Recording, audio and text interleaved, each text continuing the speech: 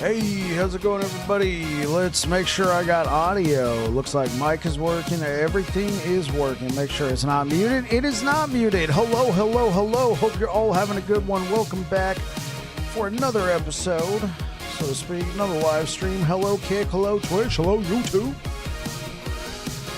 All right, let's go ahead and turn down the music just a tad. All righty, chat.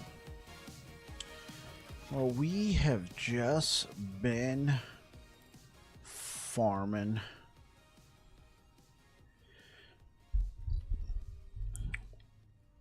We beat Aberroth yesterday off stream. I went in just to fight him for the heck of it and like almost kill him. And I'm like, oh, this is possible. Then I take him down to 1%. And then die. I'm like, okay, I got this dude in the bag. I just gotta get some kill threshold. That's what I did. And after that, we released the build guide. It's done, you know?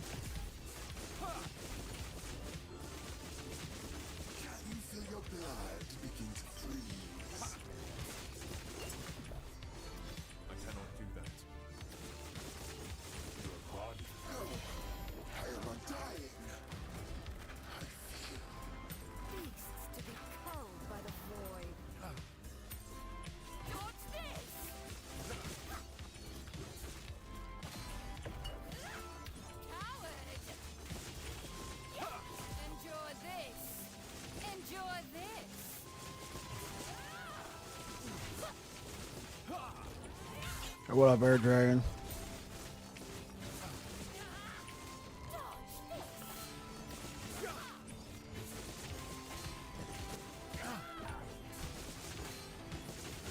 Just quick lurk. You're dealing with a sick cat. Understood. Best of luck, man.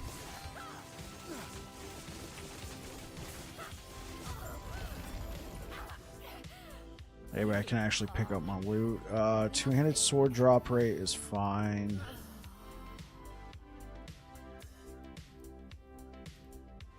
Two-handed axe drop rate.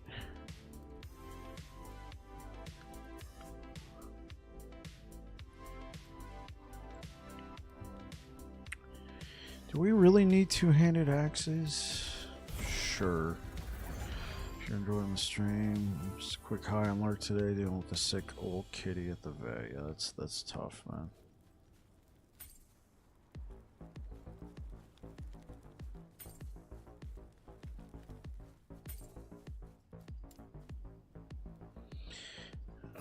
Eyes of Formosus, Eulogy of Blood. Sure. Celestial Doom.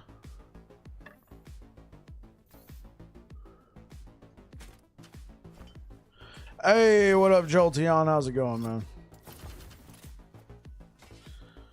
Okay, that's cool. Freeze rate multiplier, chance to chill on hit, and then frostbite shackles. Increase frostbite duration. 21 ward gained on freeze. All right, doing good, man. And yourself? Oh, I'm doing great. Kind of tired, you know. So I didn't stream yesterday. I worked overtime at work. Neat video early was a good thing to put on while eating. Hey, I'm glad you liked it. Yeah, so I worked overtime yesterday, so I didn't stream. And so I was just, I was chilling and I was playing, and for the heck of it, just decided, why not? Let's go fight Aberroth. And I like almost kill him. I'm like, oh, okay. Then I fight him again, and I take him down to 1% health, and then he kills me. And I'm like, okay, I got this dude in the bag. I just need kill threshold. Very next fight, after making the changes, he's dead. I'm like, well, frick, I did this off stream. Like, let me see if I can do this again. I think I can. So then I recorded it, and then I fought him, and we took him down, and that's the video that got uploaded. Then I was like, well, we killed Aberroth. For a lot of builds, that's like, we're done now, you know? Like, I guess I could try and push to 1,000 corruption, but I kind of want to move on, so I made the build guide and threw it up there. I'm glad you enjoyed it.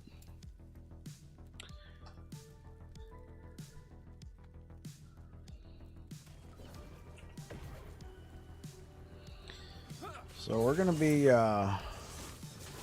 switching to another build. Probably starting tomorrow. I'm trying to get a few pieces in, and we'll probably go do some slams.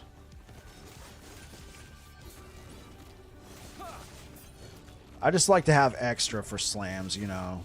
Very rarely does the first slam ever go well. I cannot do that. Trying out Smite Hammer build, but changing it to jab instead. I got you.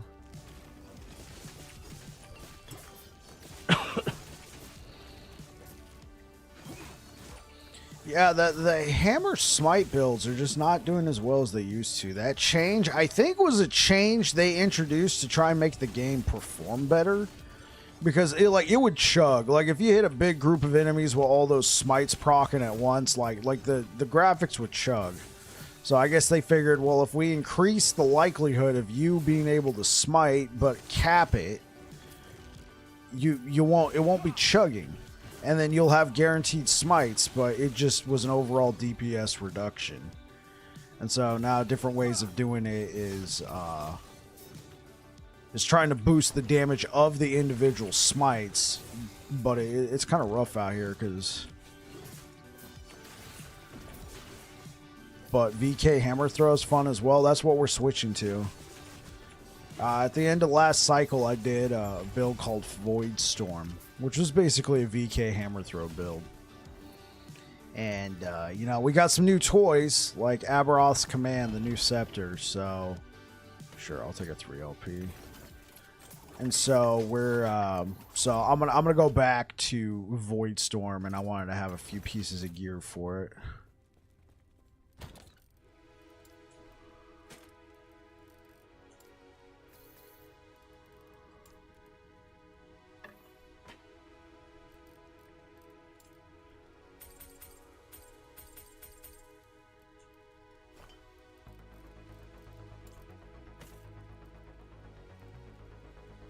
Oh, yeah, we're definitely keeping that.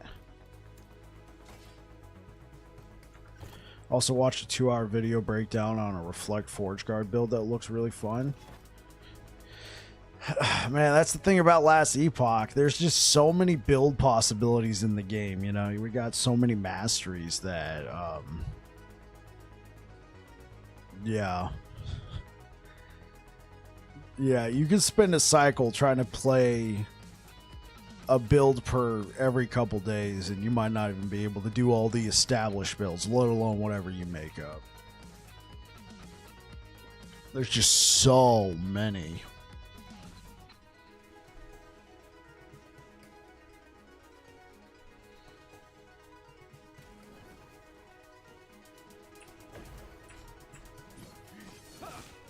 Dude's video was broke down everything. It was a nice listen. Nice. I mean, 2 hours, that's impressive. Like, I've never made a 2-hour build guide video before.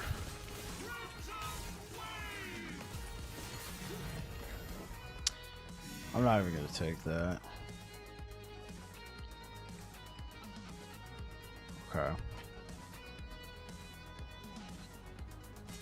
This could be an interesting one. Damage over time, and then damage over time for your minions on an axe.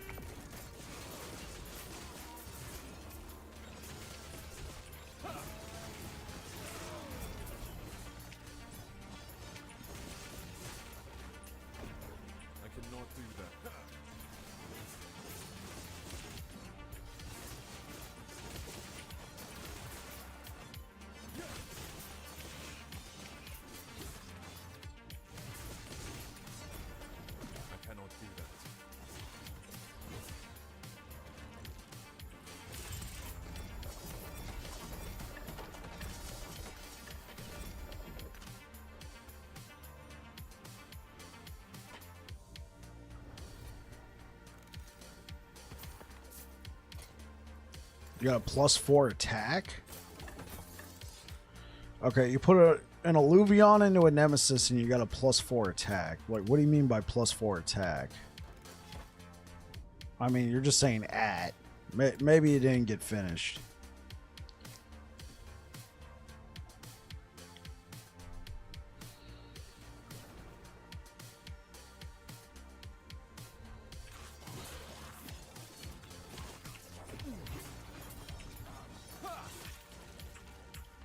Attributes. Sorry, was trying to be lazy. Oh, no problem.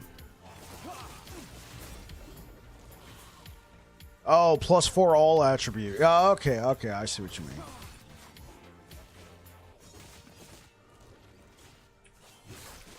I cannot do that.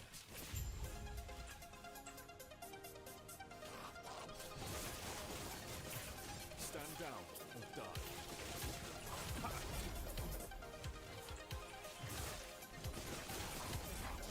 Yeah, I haven't really messed around with all attributes on weapons. I just feel like it's cool that all attributes is something in the game, but like I said, I just haven't really messed around with anything. I always feel like, kind of wish I had armor shred, or wish I had, you know, a chance to ignite.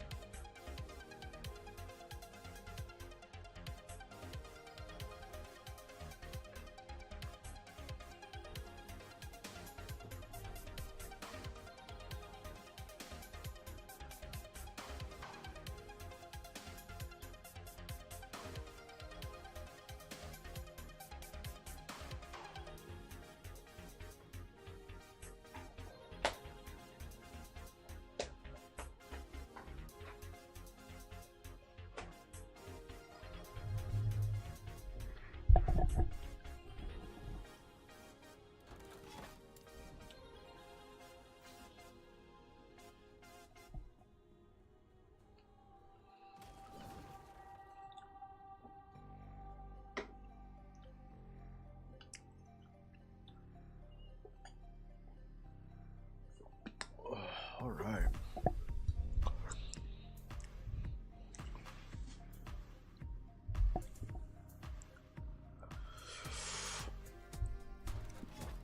All right, here we go.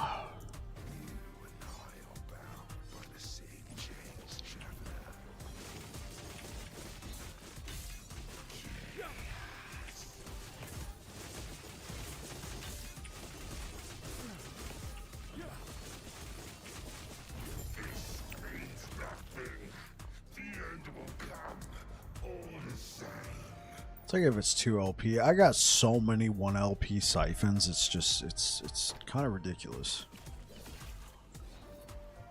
Hey Bike, how's it going? Have you already killed Aberroth with this build? Nice. Yeah, videos on YouTube. We put out a build guide and there's a clip. I killed him off stream and I felt kind of bad, so I tried again. I was able to kill him again while recording, so I uploaded it. We're just farming for another build. Actually, you guys know Captain P67? Well, I was offline. Oh, well, I wasn't streaming earlier, so jumped into his stream and told him I killed Aberroth, and he's like, hey, you want to try it together? So we went and we took down Aberroth on his stream together. That was pretty cool.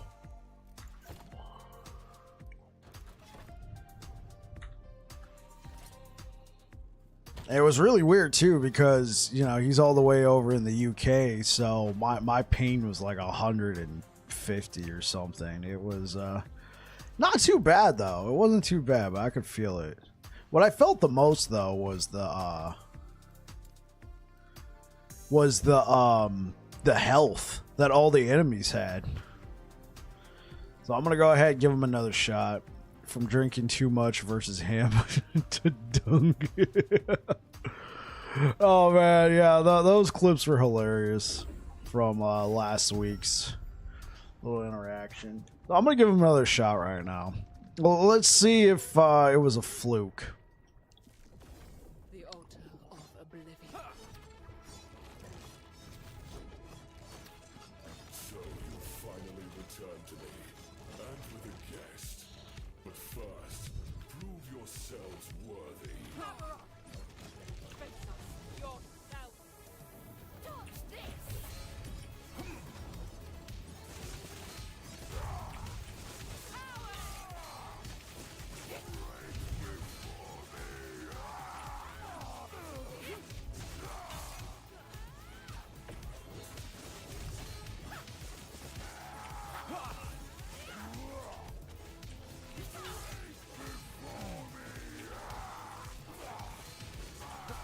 cannot do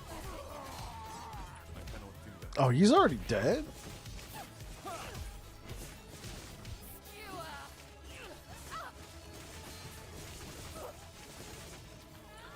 So originally, I used to not really like the big fatty guy that much. Because he just does so much damage, but once you kind of figure out his movesets, you can dodge it. She, on the other hand, like, even if you know it's coming, it just happens so fast. Yo, what up, Abby? How's it going, sir? So much damage.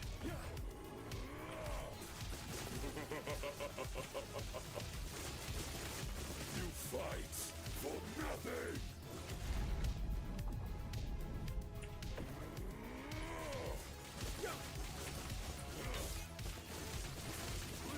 Weak and worthless.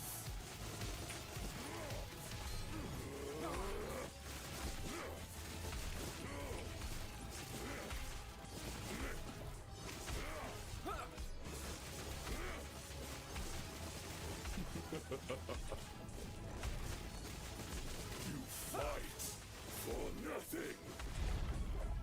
See the beauty we were denied. Terror turned her back on us.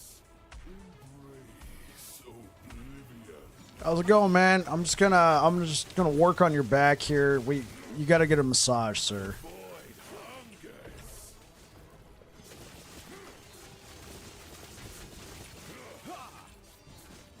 Weak and worthless.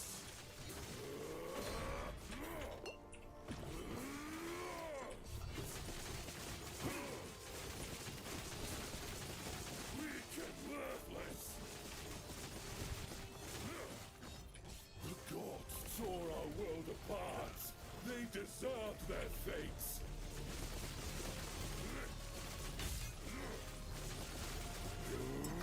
I'm just gonna have to get through all that. Oh, what was that lag? Okay. Well, it's not like we died. I just don't like having those on the field. The void comes. Ah. There was, oh man. Dude, I really hate how he can like park his ass outside of the arena. Oh man, that was unfortunate. Let's give it another shot. Maybe it was a fluke, chat. Maybe it was. Maybe the whole thing was a fluke. The altar of oblivion.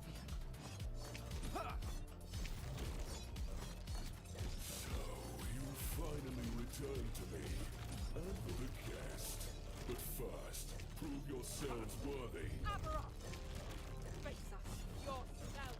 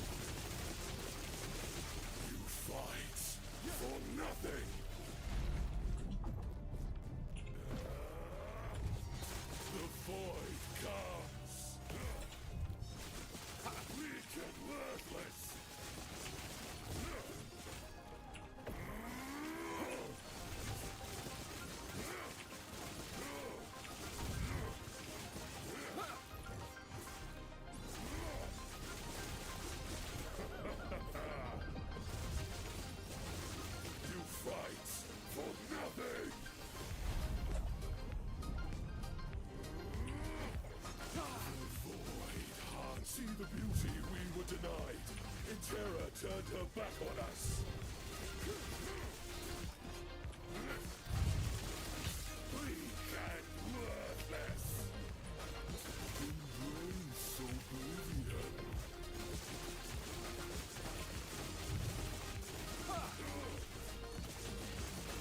Weak and worthless.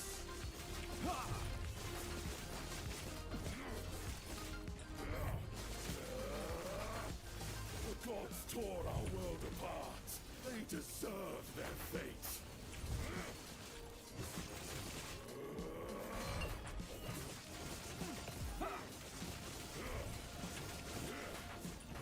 The void comes.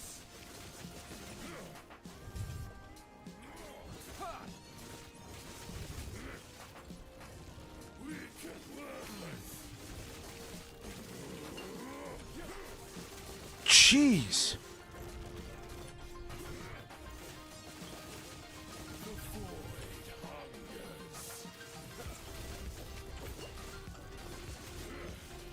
Darkness reigns.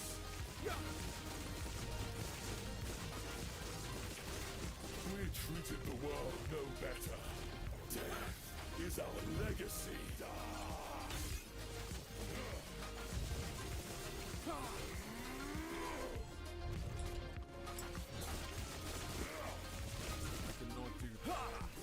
Worthless.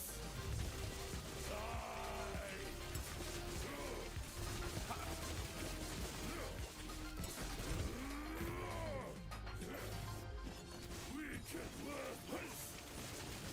The world called to Orbis. This is his answer. The void comes.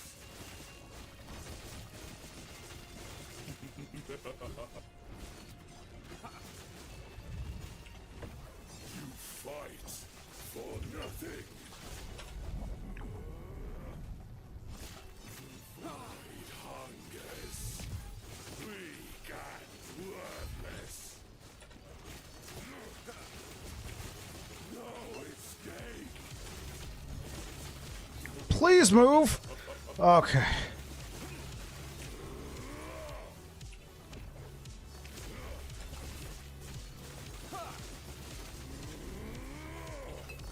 Oh.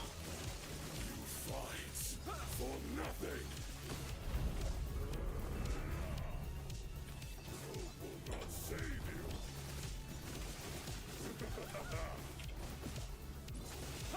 The void hunger. There we go. Okay.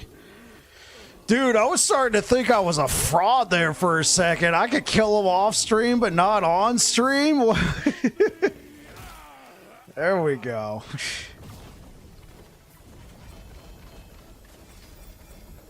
Nice. Okay, okay. Hashtag confirm fluke my ass. Let's go. Yeah.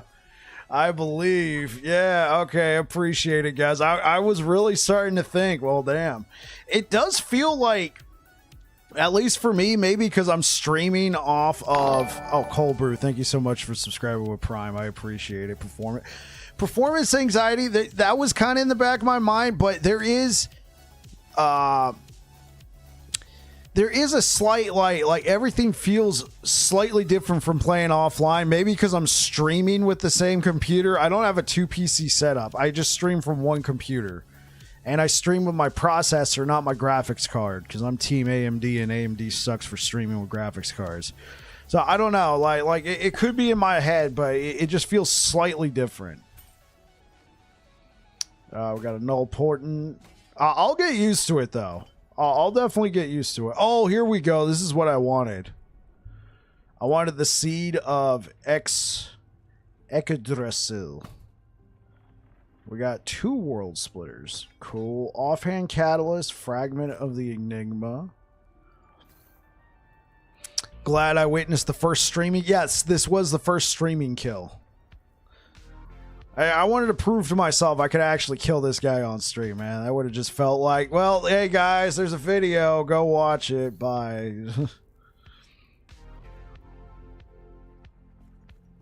We've done it, traveler. Yeah, this was the first streaming kill. You guys are here. You guys were here. Xavier, Jolteon, Cobra, anybody else, you guys were here for the first streaming kill, man. It's up your. Thank you, traveler.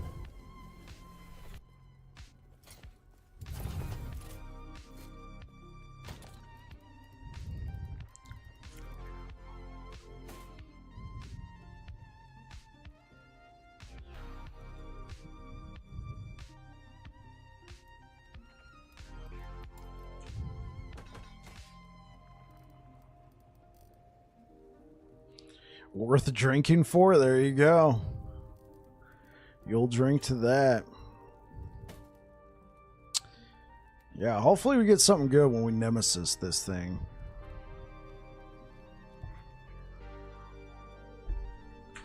So what's the range on this? So we get mana. We get mana regen. 22% of damage dealt to mana before health. 47% of endurance applies to all damage dealt to mana.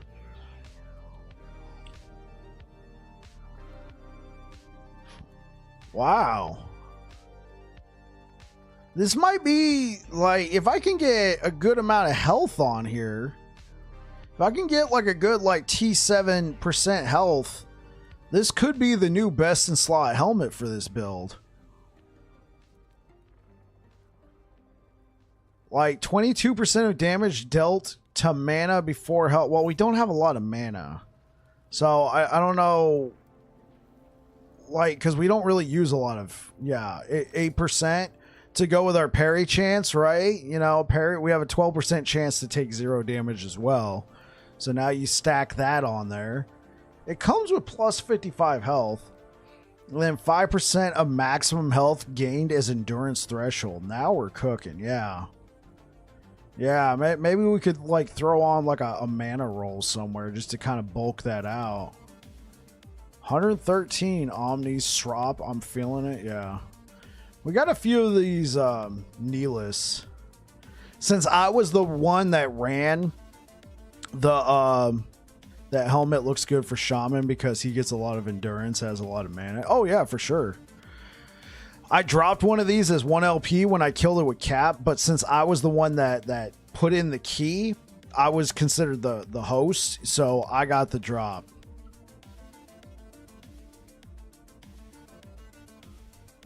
So since I had a 1 LP version of this and I knew I already had a couple of these, I was like, all right, here you go, Captain P67, you can have this one.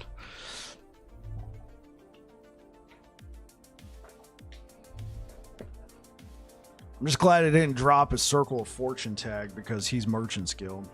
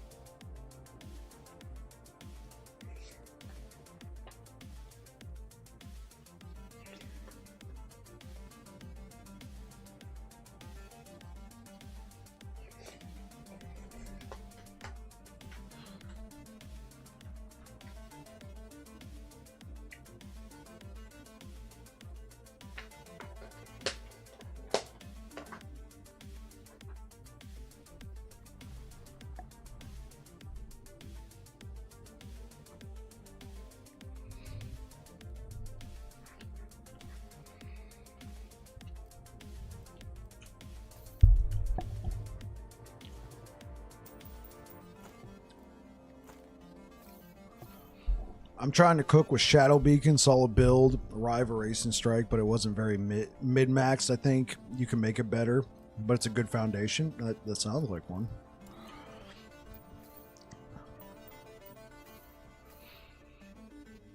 Was doing like 2 to 3 million crits, crazy attack speed.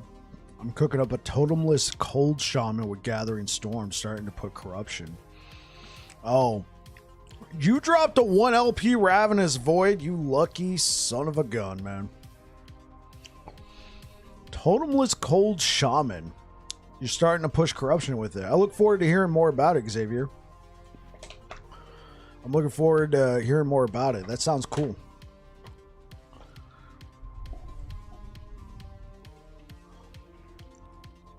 It was a random reward from a mono. That's even better, man.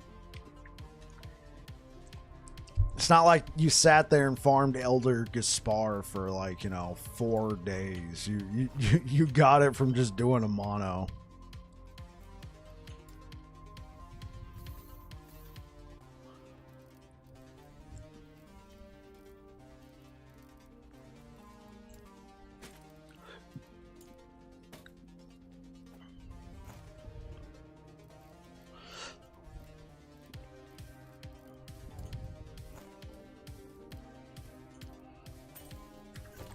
Yo, Bike, how we doing? We just killed Aberroth, man.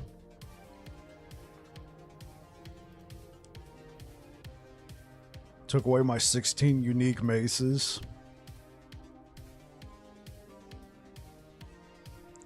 We just killed Aberroth live on stream. Why'd he take away your 16 unique mace? Oh, wait. Did you kill him and it dropped and then like some sort of dot killed you?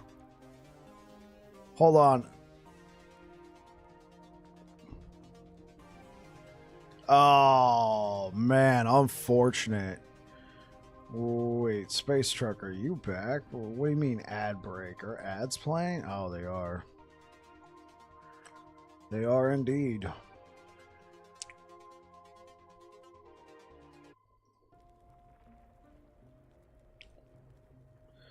was over 500 corruption and an idiot, and I didn't take the Harbinger. Oh, I see what you mean. Yeah, dude, that's unfortunate. Yo, Space Trucker, tell me when you come back, man. We have a 2 LP Soulfire.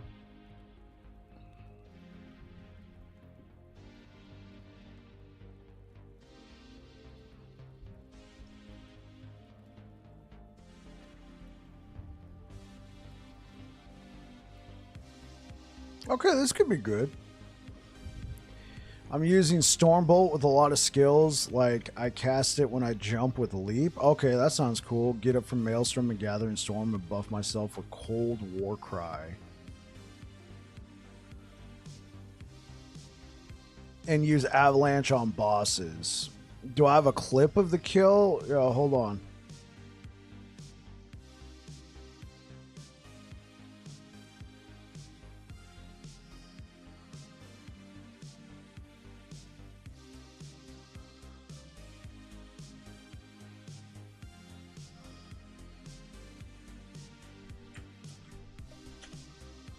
There you go.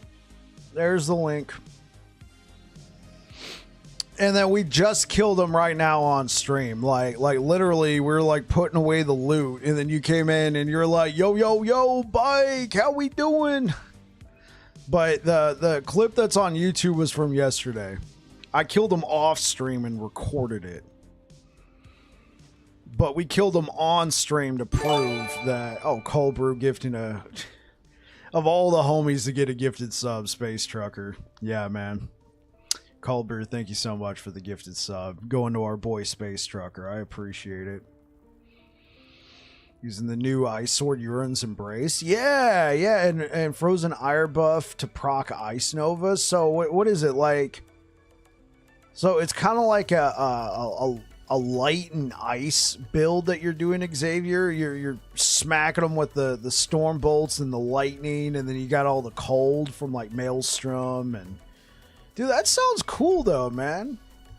He's a homie anytime. Yeah, dude, Space Truckers do it all the time.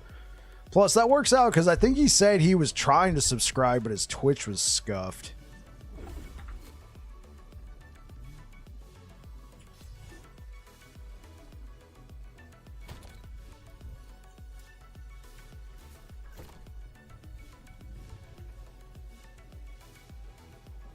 Here, maybe I'll do this for Space Trucker when he gets back. It's all converted to ice damage as a dual wheel build. Okay, everything gets converted to ice. Okay, I get what you mean. So you're using like Stormbolt and all those other, what are traditionally lightning builds, but it's all getting converted to ice. You're an ice shaman. You're an ice... Well, you said you're using Werebear? Does that mean you're a druid? No, you said shaman.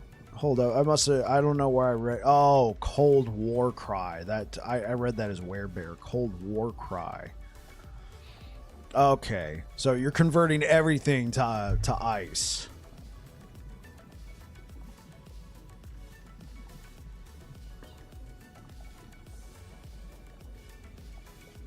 No, yeah. No, I read it as Werebear. You said Cold War Cry. My bad. Want to cook with a Polaris build 2. We got a 3LP one, something spicy with Void Smite. I don't know. I need like 2 more VKs to try it all. Yeah, Cold Brew hooked you up. Yeah, I don't know. Twitch is being strange. When you convert Stormbolt to ice, it becomes a spike that hits from below. Also, nice kill bike. Let's go. Yeah. Okay. Well, this one goes out to Space Trucker.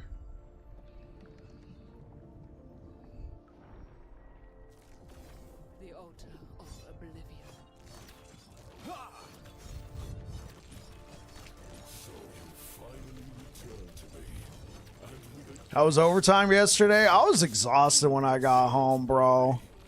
Like, I don't know if you're in the Discord, but I posted there, hey guys, I'm dead. I mean, I guess not dead enough to go kill Aberroth and then record it, but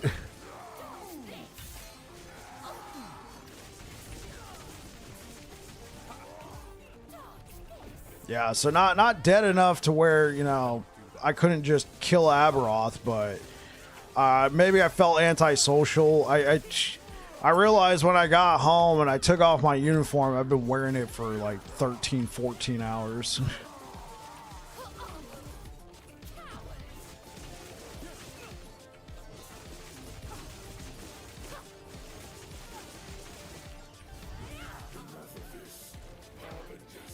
entertain my dear sister for a moment.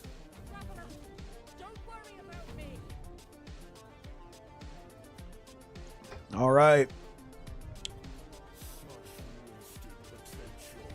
What changed? Oh, I finally got a Dark Stride with a tier 6 Frenzy. That helps a lot. You fight for nothing. Having Void Cleave up all the time allows us to do stuff like that and just dodge all those attacks.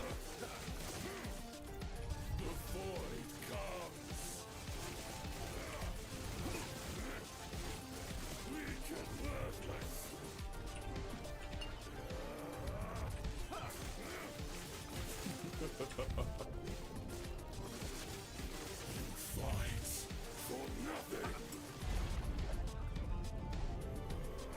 The void comes.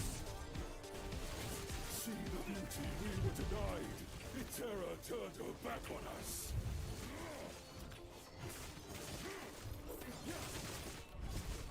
Weak and worthless.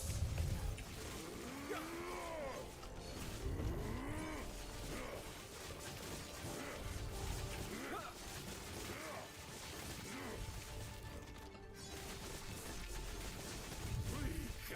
worthless.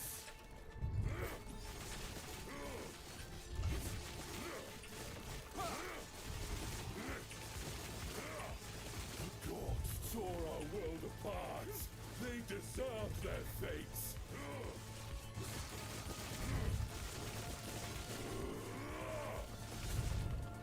The void hungers.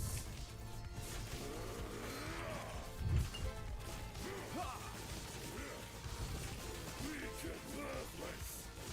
Yeah, no, I realized I screwed up. I was standing on his dot,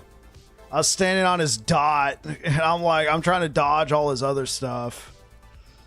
And I'm like, oh dude, his slam's gonna kill me because I'm not able to heal past it. Yeah. I realized I was standing on it right there. Like, for whatever reason, he's been like backing his ass up to where I can't get behind him because it's sticking out of the arena. This happened like right before the kill that we did a run where I died to dots because his ass is sticking out of the arena and I couldn't get behind him. The altar of oblivion. And that's the main way I survive all that stuff is I tank it all with leech. Prove yourselves worthy. Aberroth. So we haven't gotten to the point where we can just farm him like super easy. He's still got like some cheesy stuff that he can pull off.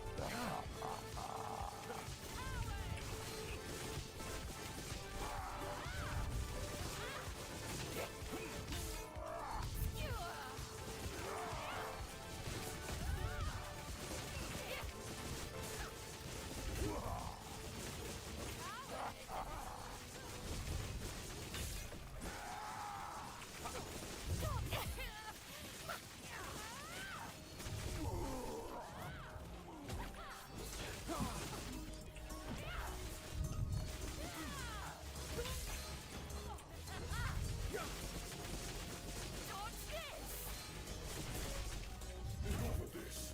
Harvesters, entertain my dear sister for a moment. Traveler, don't worry about me. I'm gonna try him with cleanse shattered chains. I have one with cleanse. Oh, you punk! No, I'm kidding.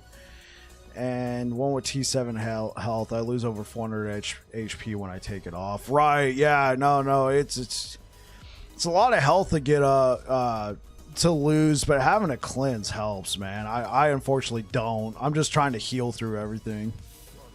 Such wasted potential. All of this would have welcomed you. Right, it's good if you can get cleanse and health, but I get what you mean. Normally, for mostly playing through the game, you'd be fine with the health. For nothing.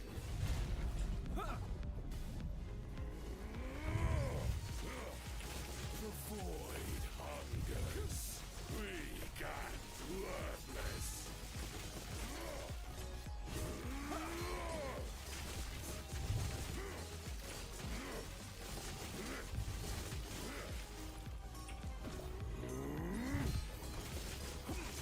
I might have died there if I hadn't parried.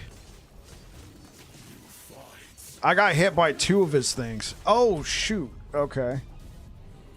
Cool. The void car. See the beauty we were denied. The terror turned her back on us. Weak and worthless. I need you to come over here, pal.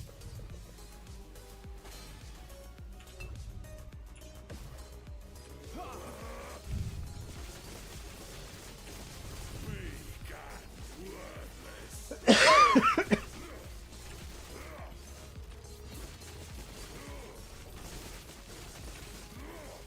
The gods tore our world apart.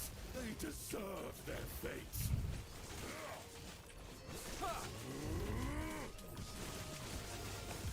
The void hungers.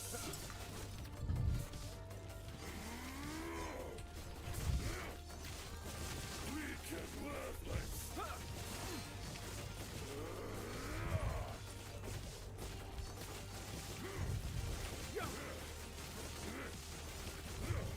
The void comes. Oh, shoot. Darkness reigns.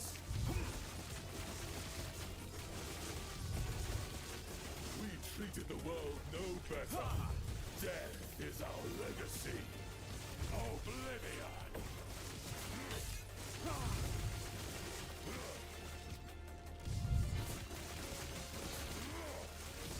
Weak and worthless.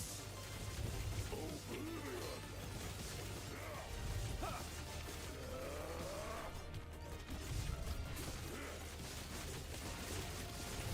Weak and worthless. The world called to all this. This is his answer. The void comes.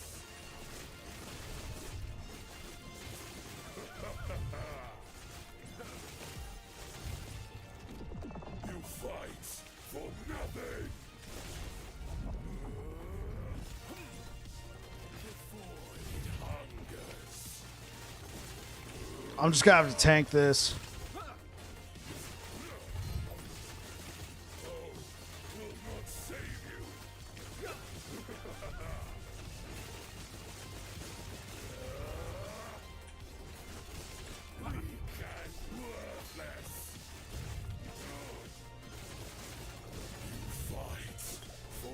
I think I might be dead. The void hungers.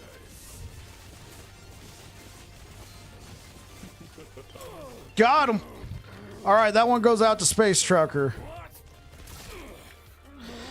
Oh, that one goes out to Space Trucker.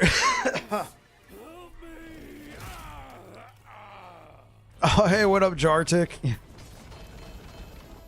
Okay.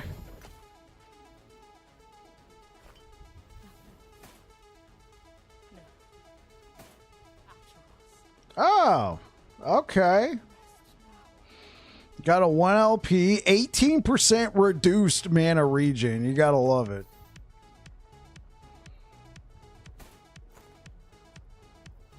Two LP Aberroths. Nice loot. Yeah, thank you, thank you. Bane of Winter.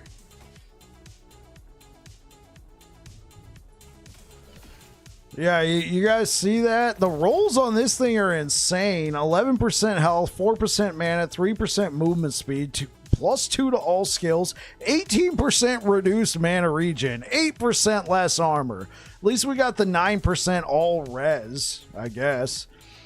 15% of current health loss. Current health and ward loss when you evade. Ouch.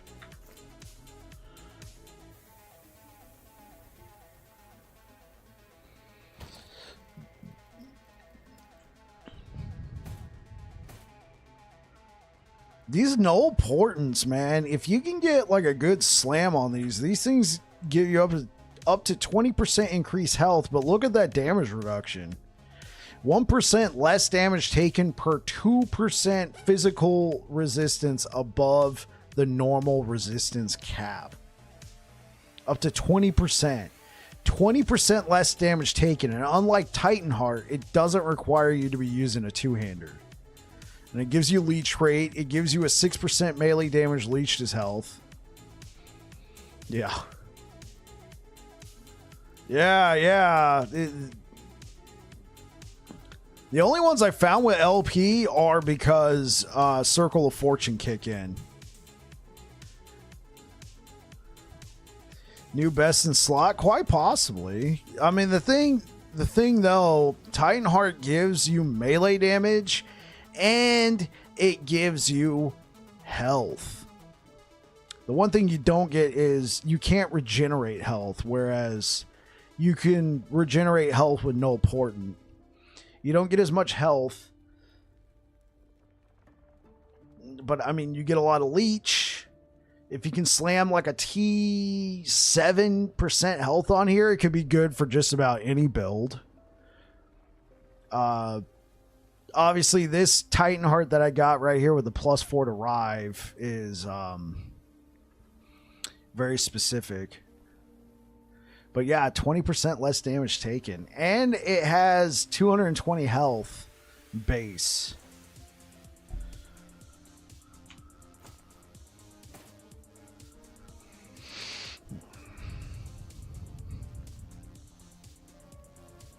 Wow, this actually has a higher level requirement than null portent. That's very interesting. And we got another 2 LP Aberroth's Command. I think I have like 3 or 4 of these now. That's good because I want to use this. Ooh, 2 LP. Yeah. I got a couple of these Banes of Winter. This black sort of chaos. Being an Odachi. This could be good for Void Cleave Erasing Strike. Because it has Void Pin, but then it's Void Pin per 5 dexterity. But then it has a lot of flat melee void damage on it. You know, if you can get this with a T7 melee critical strike chance, right, chat? Like, forget the void pin. Like, forget getting the void penetration. We're just talking the fact that you can inflict time rot. You get melee void damage. Like, what's the range on that melee void damage? It's 56. We got a 54. right? And it does give you some dexterity to start. It gives you, so you automatically get 3% void pin automatically just because it already has 5 dexterity on there. And then, yeah, because it's an Odachi, you get a huge melee critical strike multiplier. Huge. Heck, you could probably even do the build that I'm doing right now with this instead of Sword Catcher. Now, you're going to have to change a lot of things in it. Like, there's no point having this because you're not going to have a bleed chance anymore. So you might as well take off these 4 points. Then you'd have to remove 1 point somewhere else because you're going to lose the +5 you get from Sword Catcher. You probably swap out the boots. I mean, I guess you could keep this for the 3.1 seconds of Frenzy, but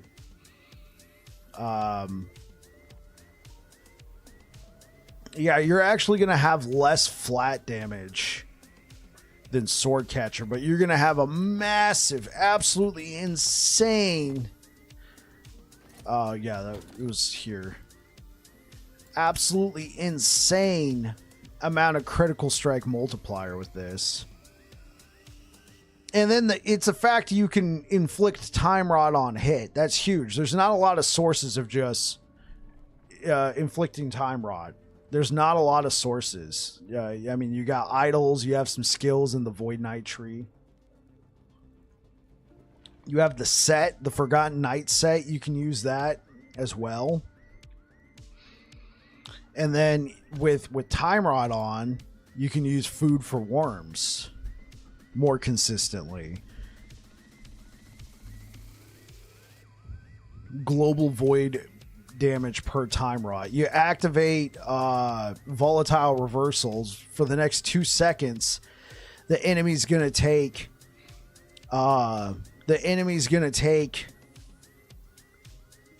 global void damage. Is going to take extra void damage per stack of Time Rod for 2 seconds. Goes hand in hand with enemy damage taken. So yeah, that's a good weapon there for what we're doing.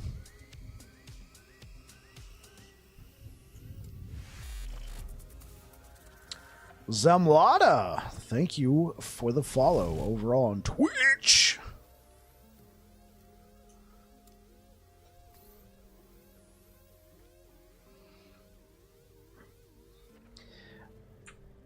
Man, I actually think this is a really cool item. Like, it has so many like kiss curse mechanics. Like, you got to get it just right.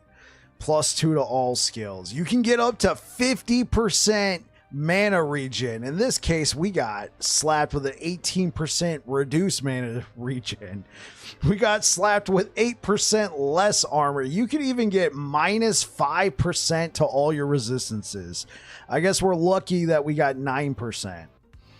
And then the frenzy after you evade, that's cool. I vastly prefer frenzy being on my boots like this. It goes hand in hand with Sword Catcher.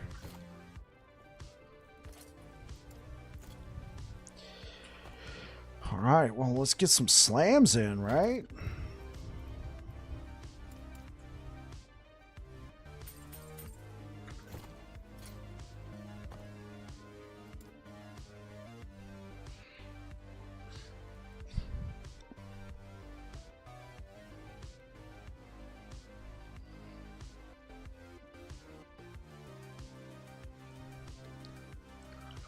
Did I slay him? I've killed him twice on stream today, and I killed him once in Captain P67 stream today, and then I killed him 3 times off stream yesterday. I recorded one of those. That's what's on YouTube. Aberroth is dead multiple times. Easy, I had all the faith. Thanks, iFlip. Okay, so I had a bunch of... Sure, let's take this one and then Aberroth's command. We got a 2 LP. Do we have any more with 2 LP? We got a bunch of 1 LPs. 2 LP. I thought I had more 2 LPs. There we go. I got 3 2 LPs. My bad, Chad. I said I had 4. So we can slam this one. We'd want the damage over time and void damage to go over. Homie went from not being able to kill him to farming him in the span of a day. That overtime charged you up. I mean, I guess, dude, I was just spent. I did not feel like streaming. I could play, but I did not feel like interacting with anybody yesterday. I was like, ugh. Even my wife was like, no, you're not streaming. I'm like, all right, wife said I'm not streaming, the end. It's an enjoyable fight. Yeah, I like it. I like it. You gotta learn the mechanics. You know, and maybe I should apologize to EHG a little bit. Because I was pretty much griping about the fight not being very melee friendly. It's still kind of rough melee, but you actually do get rewarded for staying close to him. You know, that's where you can start to dodge some of his stuff because you see it happen. You're close to him. It's just, it gets, I would say the really rough part is when dot puddles form on the ground, either from the orbs that go flying by, the little fire dot that spawns, the cold dot that spawns, and then, you know, the trail that he leaves on the ground. It gets really rough when you have like 2 of those on the ground and he's standing on top of it. And you're like, well, it's going to be really difficult to sustain through everything if I'm hitting him. So then you're trying to stay away from him, but then there's all your sustain. We're using Titan Heart, right? Now this is specific to my build because we don't have regenerate. Yeah, it makes it very hard. Yeah, you can't leech through everything. So that's that's one gripe I have, but you know what? It is a pinnacle boss fight. I was saying it was like, I didn't say it was impossible for melee, but I said melee was at a disadvantage. I mean, here's the thing. Melee still is kind of at a disadvantage, only because I feel like melee has to spec more to get the kill. But I feel like once you get to that point, like, I've kind of farmed this dude a bit. Now, I still don't kill him every time. Sometimes I die to, you know, too many dots on the ground and I can't leech in time, or he sticks his ass out of the arena and then I can't get behind him and then I just have to sit there and tank his triple flail hit, which doesn't outright kill me, but if I'm trying to attack him while standing on a dot pool and then take one of those hits and then I'm getting hit from the void beam thing, that will probably kill me. Oh, man. But yeah, I mean, like, look at this. I'd have a triple LP Decayed Skull, triple LP Sword Catcher, triple LP Shattered Chains. I had to get a T6 Experimental Affix onto the boots.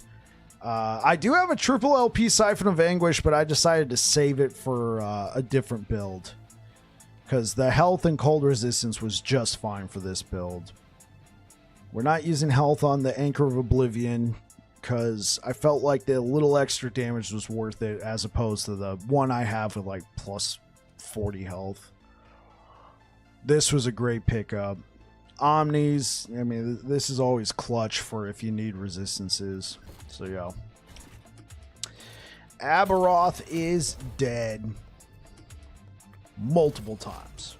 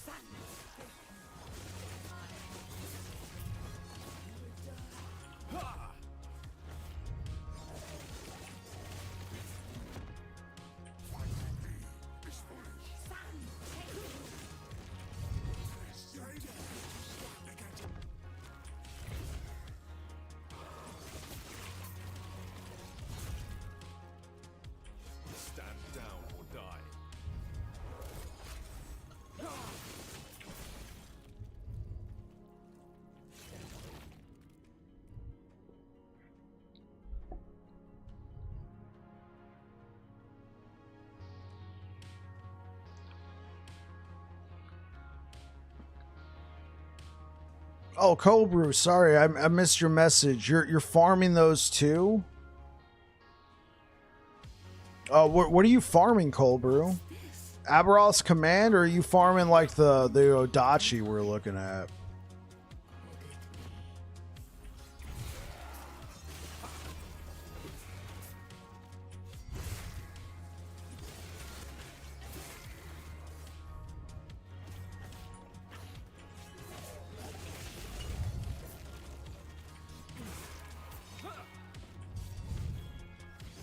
Stand down or die. Yeah, deciding where I want to go. Smiter hammers. So keep my options open. Oh, you're farming the Aberroth's command. Got it. Yeah.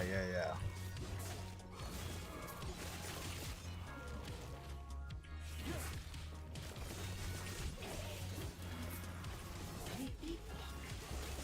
Finally, I will have its power. I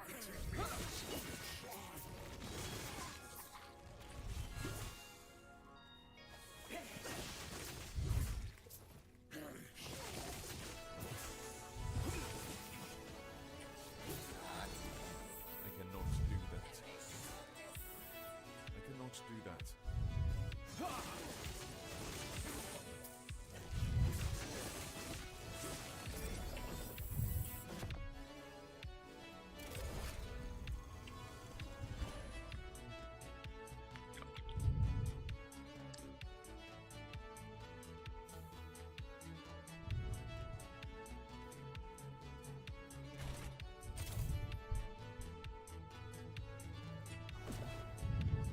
The Epoch.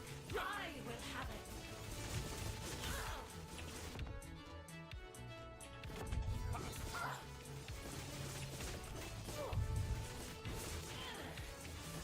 The future cannot be denied.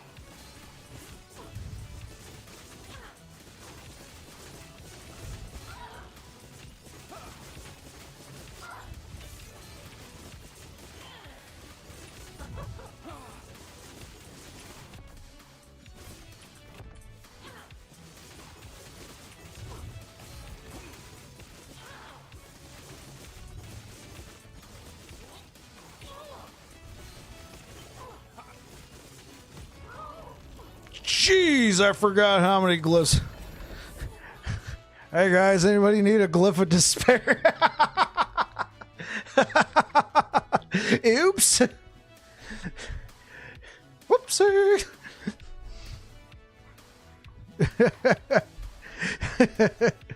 I got some glyphs to spare.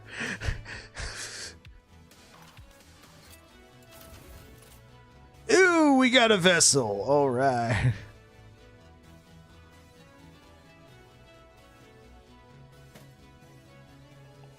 Despair explosion. Yo. Wow. Okay. And we got a vessel. Now we got to farm like 10 of these just so we can finally slam something on here, right? This is vessel number 2 of the cycle. All right, chat, you know the drill.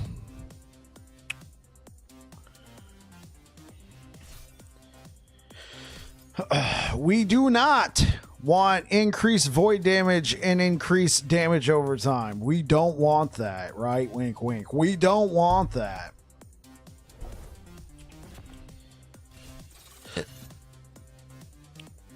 Watch, I'm gonna get 2 suffixes. Okay, you know, we're not bad. We got the T7 increased void damage. Right? Okay, cool.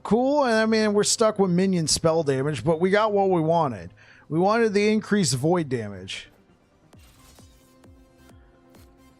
Fingers crossed. Yeah, okay, let's see whatever else I have. Okay, so I have one with, this is just a T6 damage over time. Okay, this one's not too bad. If I could get both the damage over time and void damage. I mean, and it also has void pin, right? So there'd be technically one affix we don't want, which you already know we're going to be getting the poison penetration on our next slam. And then I Runa creationed it. Dude, like, I rune a creation so many things today, and I still have 11. I rune a creation like 10 items today just because I want extra fodder for the slamming because they had a good affix I wanted. And I still got 11, man. It feels unnatural. All beta, I think I found 5 or 6 rune of creations. Here we are in week 2 of cycle 1.1, and I've been swimming in these things, man. Prophecy's OP, right? Okay, so we got our first one. Let's go ahead. 420. Oh, wait, how many glyphs?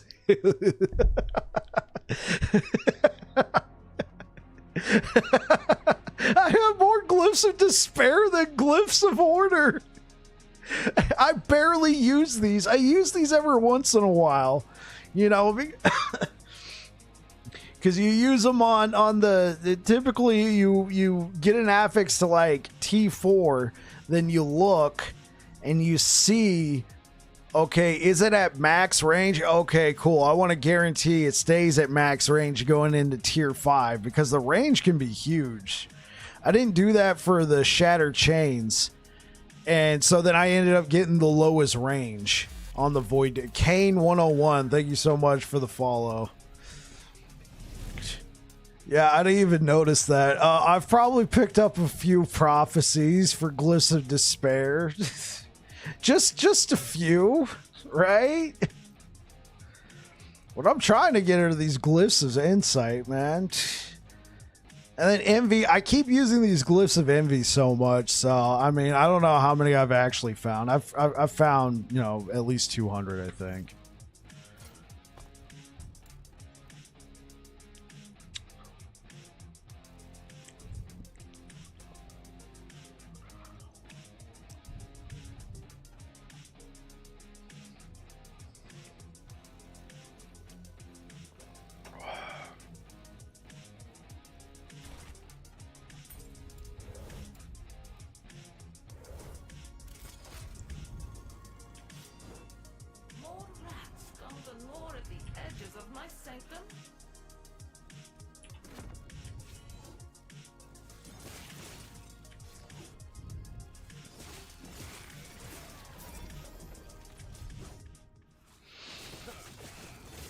Oh, and you know what? Space Trucker, I forgot. I did make one change to Rive. I'll show you. I'll show you what I did. I think you'll appreciate it. From the last time I was playing, I made it last night. I made the change yesterday. I forgot.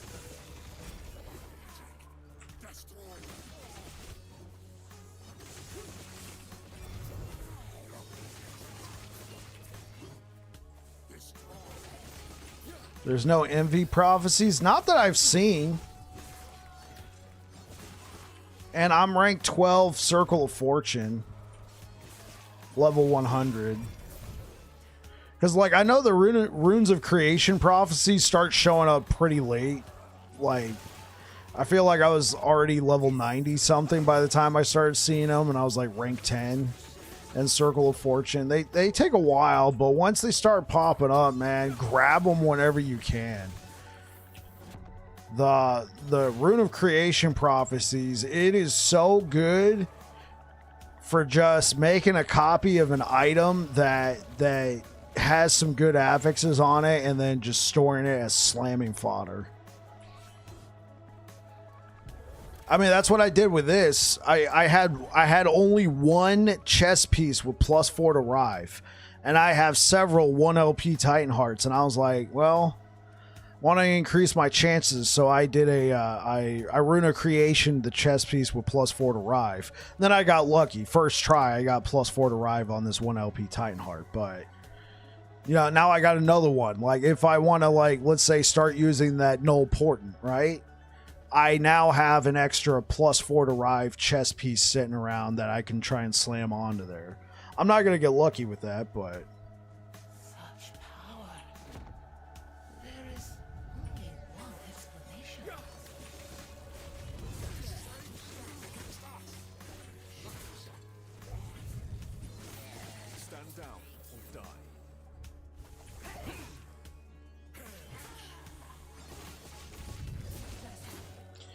Like, for instance, this belt right here. I Rune of Creation the base I was using for that belt. So, I do still have a belt with a T6 hybrid health, T5 increased health, 40% void damage, and the cleanse. It's obviously not in a Shattered Chains, but I mean, I still have that. So if I ever wanted to, I could just use the belt. I don't think the base is that good. It was like the movement speed base. It wasn't like armor or spider silk or, you know, one of the more interesting ones, but nonetheless, I still have that belt available with all 4 affixes. If I ever find a 4 LP Shattered Chains, for instance, I mean, bam, it's on like Donkey Kong, right?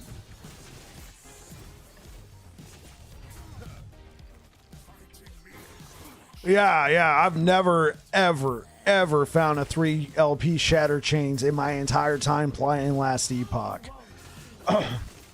I'm at 1,100 hours in the game, which I know compared to some guys like Perry the Pig is nothing, but that's still a lot of time to be playing the game and never find a 3 LP Shattered Chains. Makes sense now.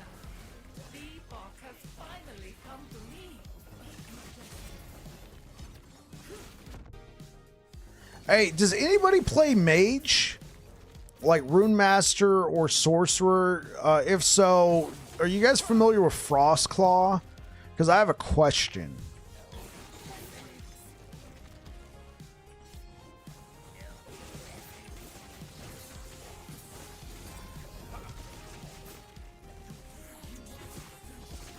Stand down or die.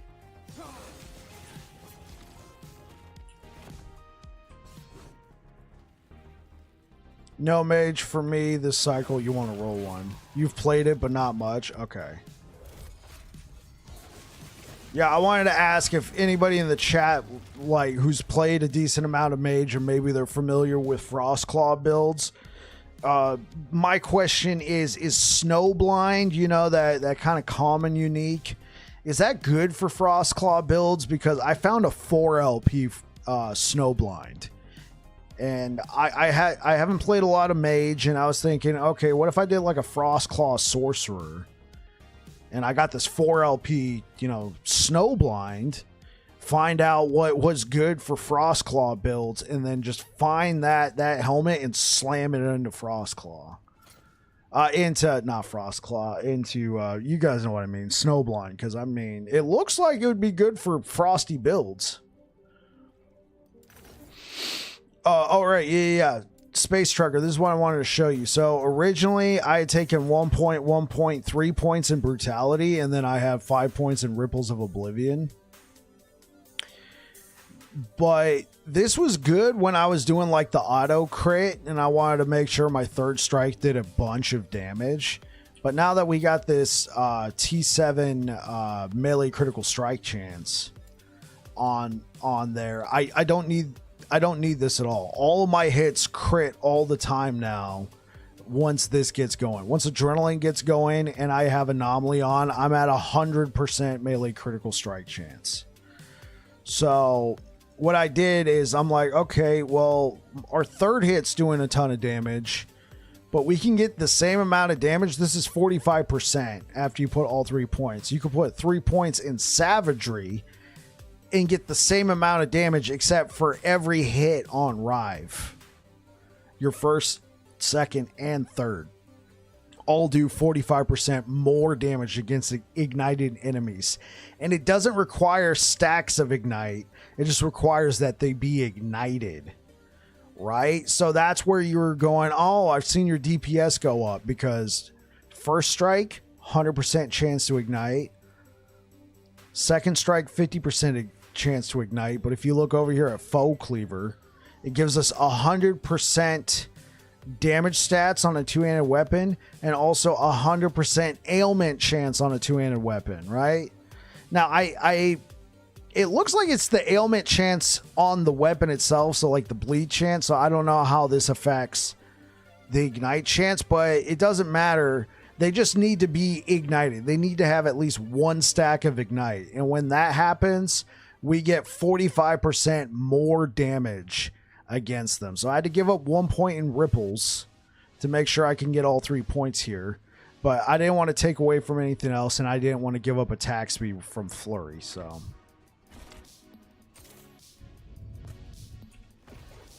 Epoch, I will have it. Nasty. Thank you for the prime time on Twitch. I appreciate it, man.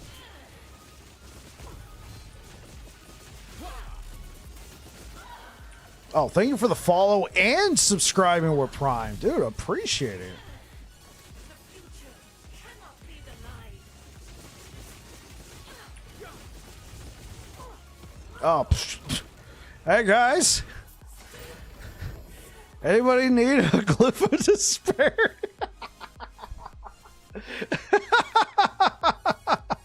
Oh my gosh.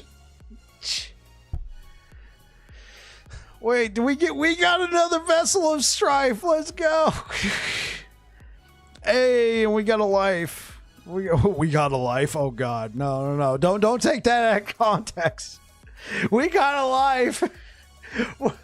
My life has meaning.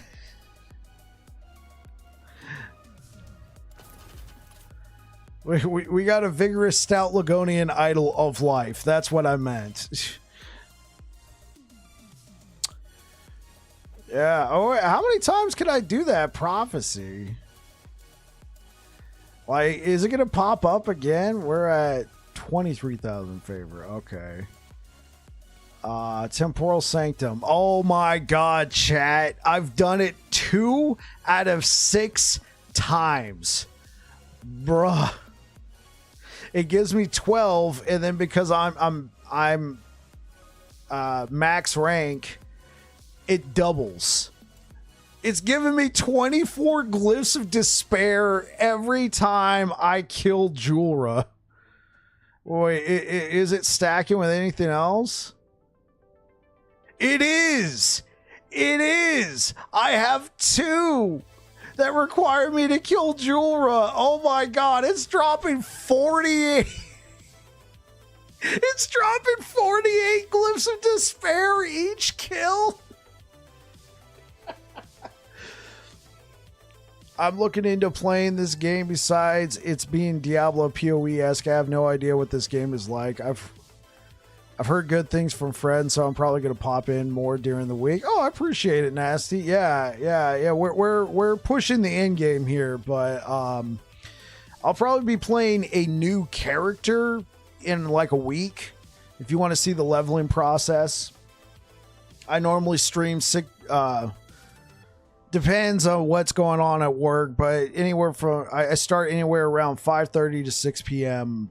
Pacific, and then I stream to like 8:30, 9 p.m. Pacific.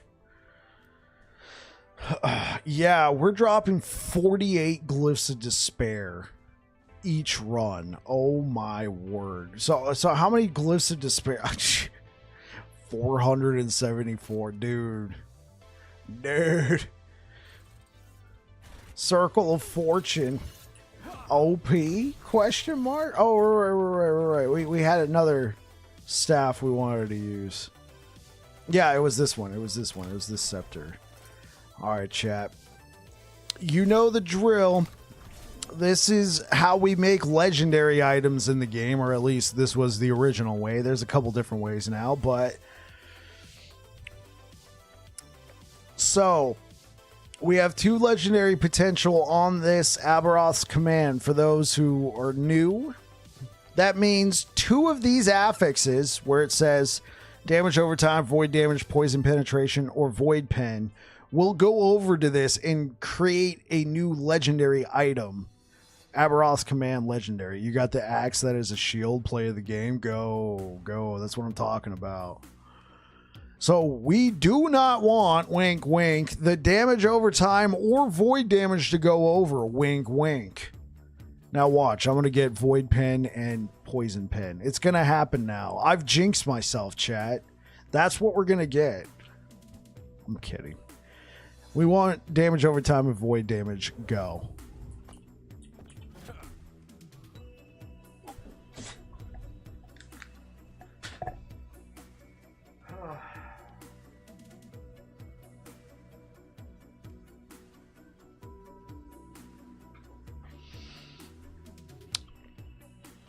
What are the odds of getting 2 suffixes?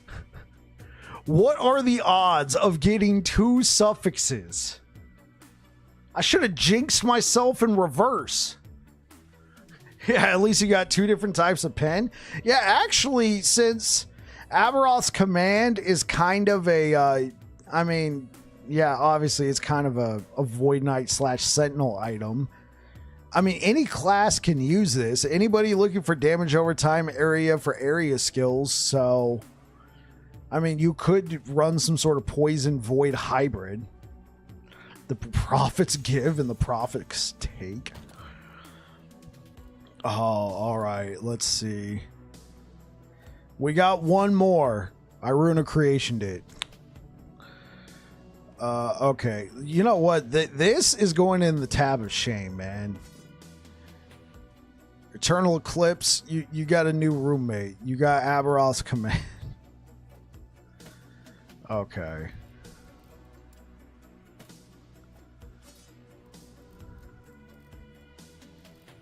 And you're going into the weapons tab. You know what? Let's just, while we're at this, let's just slam a Black Blade of Chaos with a sword.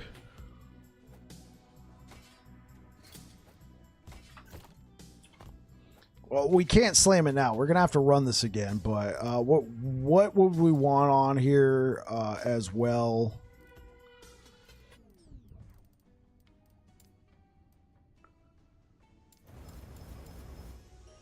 Okay, I'm not messing around. Rune of Creation. Now we have 2 T7 max 18 melee critical strike chance swords. All right, let's put both of these in the holding tab. Okay, cool. So there we go. Is there meta builds or is it more fun to experiment with classes? There's definitely meta builds, nasty, but experimenting in the game is not punishing. There's slight like there's a slight like, oh come on, I gotta respect, but it costs some gold. That gold is very common in the game, especially if you're playing something like Merchant's Guild. You're gonna be getting a ton of gold there. I'm Circle of Fortune, so I gotta find all my loot. Basically, there's 2 different factions in the game that you can join for fighting items. One is Merchant's Guild, which is kind of what it sounds like. You can trade with other players and you can interact with the in-game auction house. Uses all in-game currency, no real world money, no Diablo 3 auction house.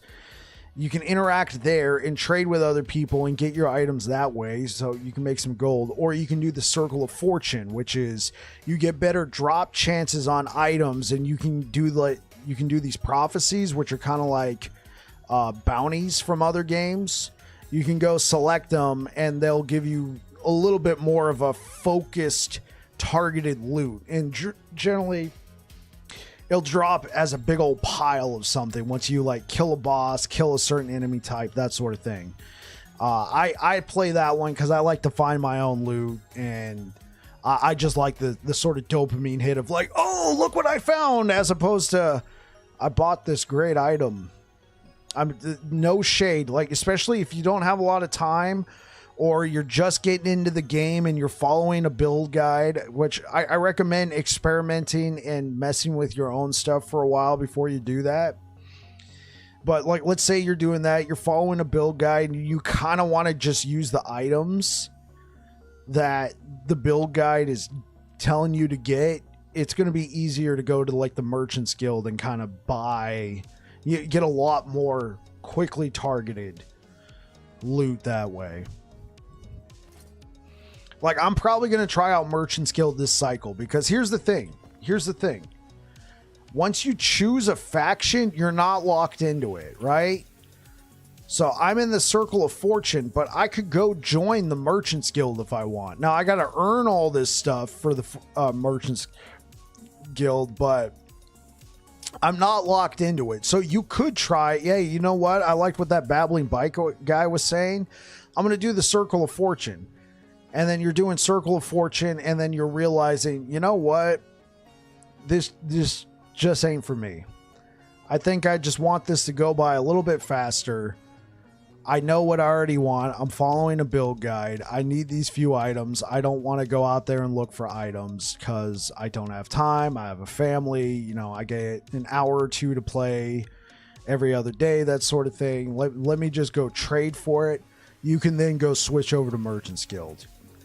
The one thing I'll note is if you want to do Merchant's Guild, you can't create any sort of like solo account or solo character found character. They have these challenges where you play strictly solo. You can't team up with other people. You find all your own loot. And when you do that, you're automatically, the only thing you can pick is Circle of Fortune.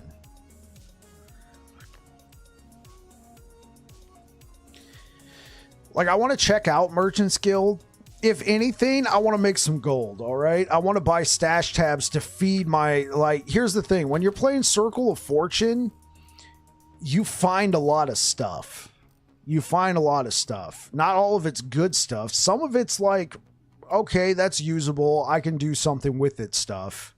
Because there's a crafting system in game, right? You know, let's take... Sure, let's take this for instance. I could slap this in here. I could see, oh, it has these modifiers here. I want to use it for this one specific build, so I want to try and add, you know, some cold resistance. You know, I don't like that. I'm going to change out that affix, you know, YOLO, that sort of thing. So what I typically do is I look for an item with like one really good juicy affix on it. And then I build from there. And as a Circle of Fortune player, I find a ton of those items, which is like one really good juicy affix on it. And I start to craft it. And if it fails, who cares? I probably already got 5 different items. This, for instance, with that juicy affix on there. And now, you know, I got multiples to play with.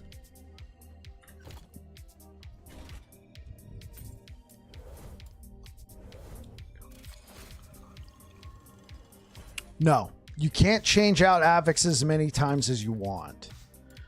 So, in the crafting system in the game, you're going to have this mechanic up here. Do you see where it says forging potential? That's how much crafting can be done to the item before it can no longer be crafted on. Right? Let me just craft on here. So you can't craft anything above a tier 5 affix. So when you see something like a tier 6 and it's in purple text, that means I found that dropped in the wild, or I did a prophecy or something like that. I found this item with that affix, but now I can craft around it. So I see, okay, this has got a tier 5 affix. I'm already locked into that. Do I need that? Maybe, maybe not. There's a way to remove it, but it's RNG based. I can't just go remove that, boom. You got to use something called a rune of removal. When you do that, it removes a random affix and it costs forging potential. So I might accidentally end up removing the thing that I found out in the wilds. You know, the thing that the whole reason why I picked up the item in the first place. I might lose that. So then this makes me think, well, could we use a build that needs 62% void resistance? Yeah, maybe. Okay, so let's leave it. Health. Health's always a good pickup. I can level that up. There's an open slot here, so now I can add whatever I want to add. That's a prefix. Affixes already come pre-assigned with prefixes and suffixes. So I already have an idea of, ooh, I can put this here because I already know that's a prefix. But even if you don't, the game's not going to like let you put a suffix there. Yeah, you like that, right? It's not just straight up, I instantly designed the god roll, right? There's RNG attached. There's skill involved. In-depth crafting is a huge nut. Oh, I get it. Yeah, you would probably like this. You'd probably like this game. Like, there's so many different things you can use to modify the outcome, and it's still RNG based. Right? Like, the biggest RNG is how much forging potential the item has when you pick it up. There's no way to increase this. There is no way. When you find this, there is no way to increase that number. That's the number you got. So when you pick up an item and you see stuff like this and you're like, okay, well, I got 39 forging potential. To upgrade this one affix here from T4, it's going to cost anywhere from 1 to 24 forging potential. But when I'm doing that, I'm using what is known as a glyph of hope.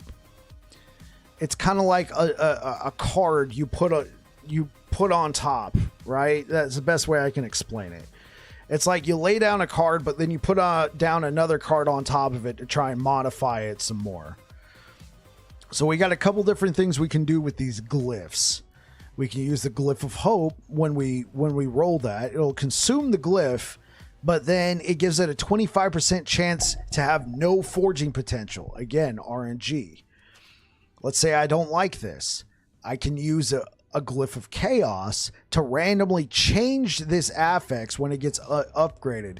Hey KB, how's it going? Thank you for the $5 super chat over on YouTube. I appreciate it. We killed Aberroth today multiple times on stream, and the video's on YouTube if you want to go check that out. For those who don't know, Aberroth is the new pinnacle boss that was introduced into the game. So Glyph of Chaos will randomly change this as long as it's not tier 5. When it's tier 5, it cannot be crafted on. So assuming I don't want this health here, and it's not a tier 5, it's tier 4 and below, I can change this by hitting upgrade. So what it'll do is it'll change what it is and then upgrade it by 1.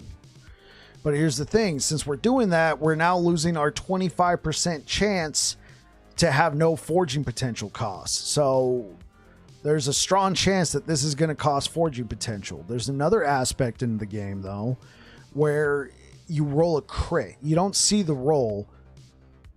W game, it's so good. Yeah. Many void builds use Siphon of Anguish. Are you asking or are you making a statement, Jolteon? I'm going to say yes. A lot of void builds do use Siphon of Anguish. It gives void damage leech rate, and a chance to apply Doom. Doom is an ailment that is void damage based. There's the notification. KB, thank you for the $5 New Zealand. I'm in the US, so I'm asking. Sorry. Yeah. No problem, man. No problem. So we have the Glyph of Chaos there. There's also the Glyph of Order. This one's kind of, I'm not even going to waste time talking about it. It's very niche. There you go. You have the Glyph of Despair. This has a chance to possibly seal the affix down here. There's a chance you can have up to 5 affixes on an item like this. And you can seal one of the affixes, but it's hard to seal it when it's a higher tier. And it costs forging potential. Dropped to 3 LP. Oh, you dropped to 3 LP. Remember your boy Babbling Pike. I'm kidding. 3 LP is great. Research what you need on that one. Find yourself a good slam and have fun. So I think I've said it enough to kind of give you an idea. And then we got all the runes. We got all the shards. I mean, I could probably talk about the crafting system for like a full... You already feel like you have a good understanding, right? Yeah, because I could probably talk about the crafting system for an hour and give you a good understanding. I'm just trying to give you an idea that these are the possibilities. If you weren't Circle of Fortune, yeah, you can't trade it to me. Well, here's the thing though, Jolteon. Save that, then we team up and we play together until it drops one of those, new shard thingamabobs, essence things, and then eventually you could just trade it to me. There we go. That's the answer. I carry you through all the content, and my payment is... I'm kidding. All right, let's get back to the gameplay. Intruders? A waste of time.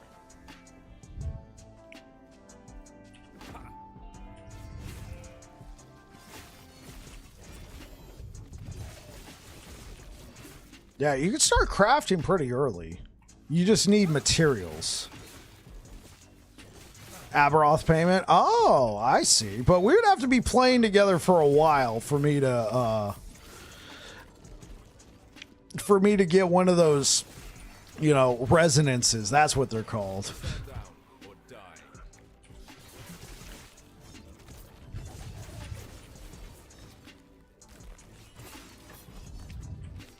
Bros just beat my first Harbinger to unlock empowered monos. Let's go. Cheese Machine, that is so good to hear. Congratulations, man. I'm happy to hear it. Thank you for sharing that. Let's go, Cheese Machine, man. I cannot do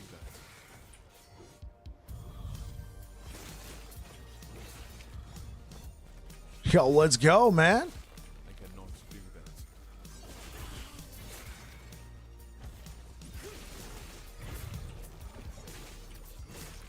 I cannot do that.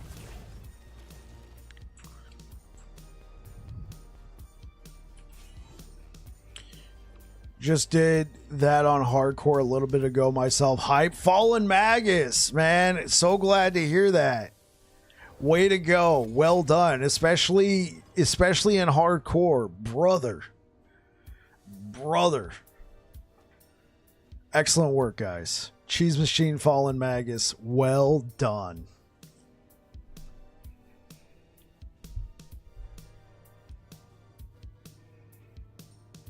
I was so confused after killing Gaspar and a Harbinger came out. Like, oops. I'm like, what is this? Only I should be able to command time here.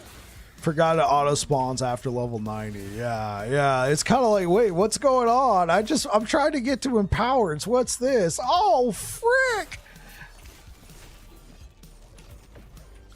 I started panicking.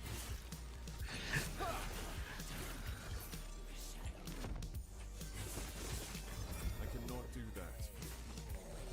Ha! I cannot do that. I was surprised too for me because I was just showing my son how you can face take bosses.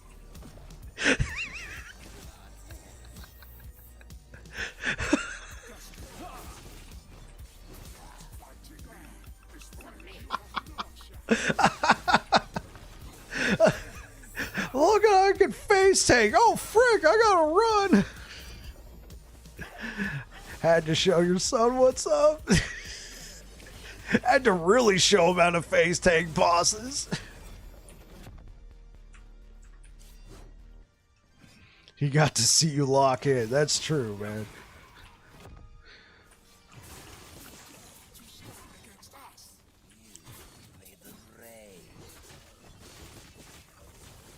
I cannot do that. You carry the Epoch then? Who like you has no use for it?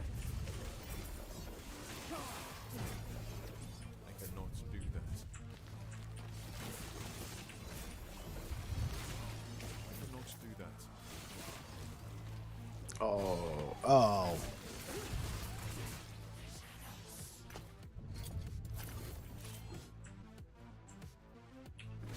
100%. It was great. I'm glad to hear it, man. I'm glad you had a good time. Got to show them how it's done.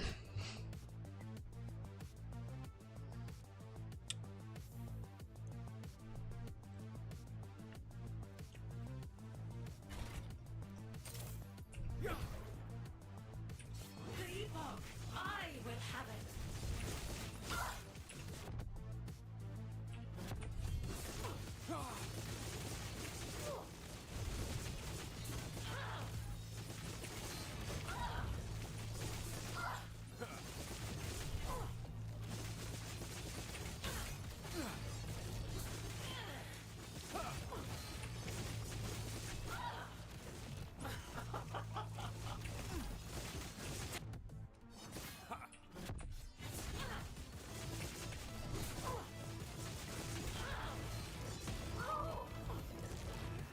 Now I'm trying to gear up for Empowered Lagon because I want to get that out the way for the easy. Oh yeah. No, you're doing it right.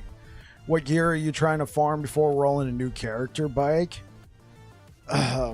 So last cycle I did a build that chat ended up naming Void Storm. It's basically a VK dot hammers, right? So disintegrating aura, and then we were applying Time Rot and Doom on the hits. And so I want to do that build again. And so but I want to do it a little bit different because there's now Aberroth's commands in the game, right? So I want to use this and use the Void Cleave. No, we're not doing Holy Lawnmower. We're not doing Holy Shotgun. That, though I will say I did play that like a little bit. It's going to need some tuning, but Divine Bolt isn't necessarily dead, but it's been brought down to earth for sure. Holy Lawnmower, man. Another Vessel of Strife. Dude, look at that. 3 Vessels of Strife in a row, chat. Like, how lucky is that?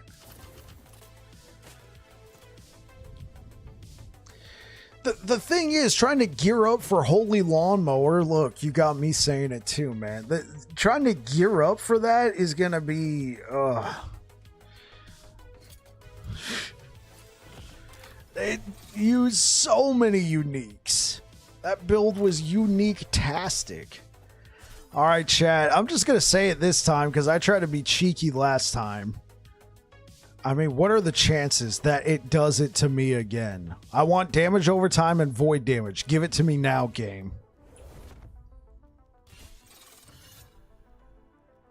You just gotta show the game who's boss. You just gotta show the game who's boss. All right? Last time I was trying to be cheeky and saying, wink, wink, I don't want those. This time I was like, game, give me.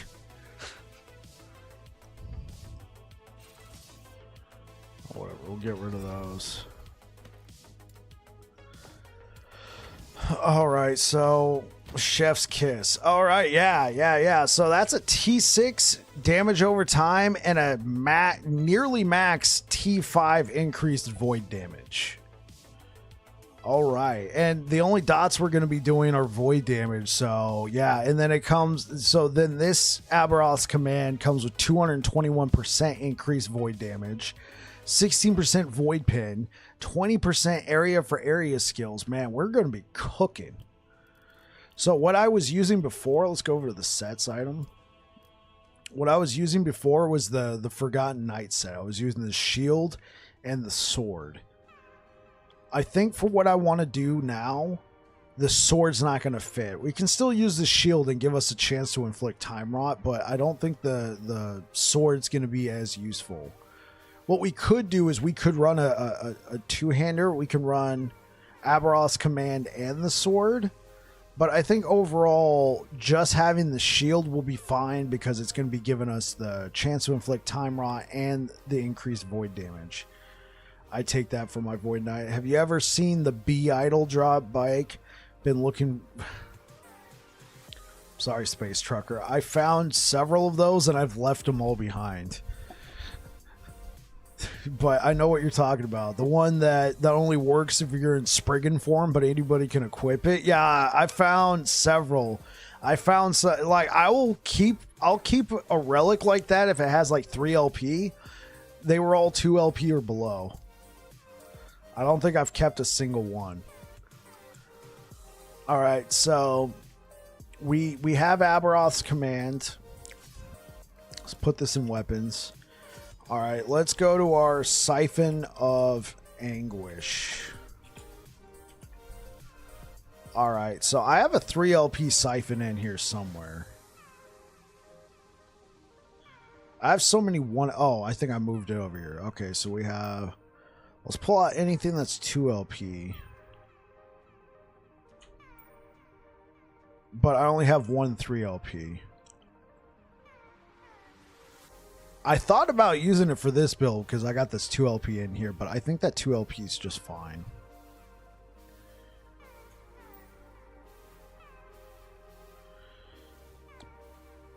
Now, if we had 2 4 LP Siphon of Anguishes, this would be best in slot. All right, and then we have 2 3 LP Quicksilvers. This could be good, but regular Exalted Reins can have such an advantage.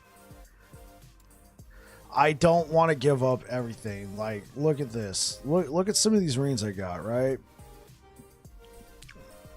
So like this one, it's a double T6. Have my physical resistance and my necrotic resistance essentially taken care of by one Rein. That's amazing. Let me see what else I got. This could be a good 2 or 3 LP slamming candidate. I think I got like one perfect Rein that I'd want to just... Okay, so like these ones are fine. Yeah, I think this was it. This is like the one, like I would want throwing damage, throwing attack speed, and then either the necrotic resistance or the health to go over, but I already Rune of Creation this, right? So even if this fails the 3 LP slam, we still have an extra one in case I want to use that. This one is probably the one I'm going to end up using. I mean, I do have this, but I would prefer T7 throwing attack speeds, but I'll take what I can get. The 44% poison resistance is fine. Okay, and then let's look at atrophy. All right, I think I only have 1 2 LP atrophy, so we're only going to have a couple shots at this. Okay, that one's good. That one's really good. Because these go all the way up to 40%, right? So that one's okay. That one's good. Okay, let's put that one back. Put that one back. I'm trying to find one with a high... No, if it's 2 LP, I'm taking it for sure. But I'm trying to find one. We can put that one back. I'm trying to find one with a high time rot duration. Because there's not a lot of sources of time rot duration in the game. So time rot duration makes your time rot last longer, right? Like anything that increases the duration of an ailment, though, also increases its damage. So if you can stack a lot of time rot duration, bleed duration, that sort of thing, or your time rots, your void, all that's going to be doing a lot more damage. So, and then I have 2 idols for this build. This one's okay. This goes all the way up to 40%. I don't really need the chance to shred armor with fire attacks, but I mean, it's something to get started with.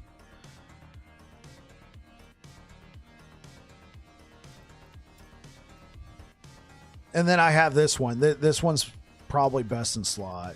I mean, well, not quite. You'd want an 80% chance to shred armor with throwing attacks, but nonetheless, 39% time rot duration. That's huge. So, I mean, we could do slightly better, but at the same time, like, we're going to have all this time rot. If we can get, like, one of these atrophies with, like, a huge time rot duration like this one to get a T7 throwing attack speed, then we take all 6 points in rot ripples. We're going to have, like, over 100% time rot duration. The damage is going to be insane for time rot on VK dot hammers, man. And then the cool thing is you get a chance to slow, and then on top of it, the slow duration, and then just the flat out 22 pen against all resistances for any damage over time. Yeah, atrophy's a pretty good pair of gloves for something like VK dot hammers, but all right. So let's see. Okay, so we're gonna slam this into our 3 LP. And we're trying to get throwing attack damage, throwing attack speed, and health to go over.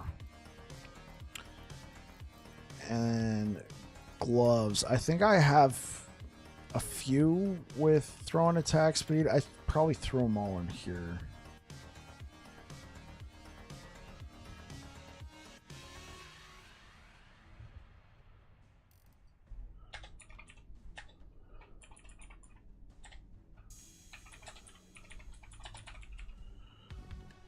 Oh, oops.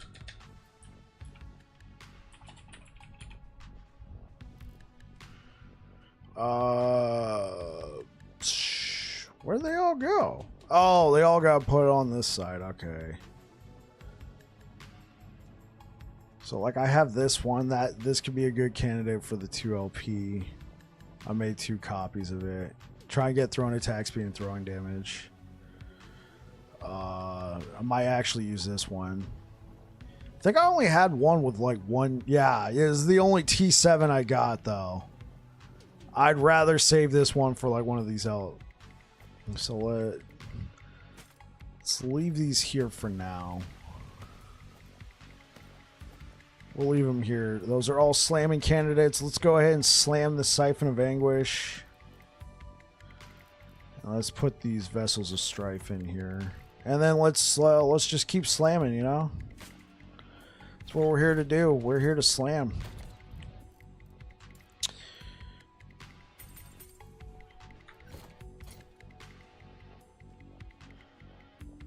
The B idle drop bike. I've been looking for it.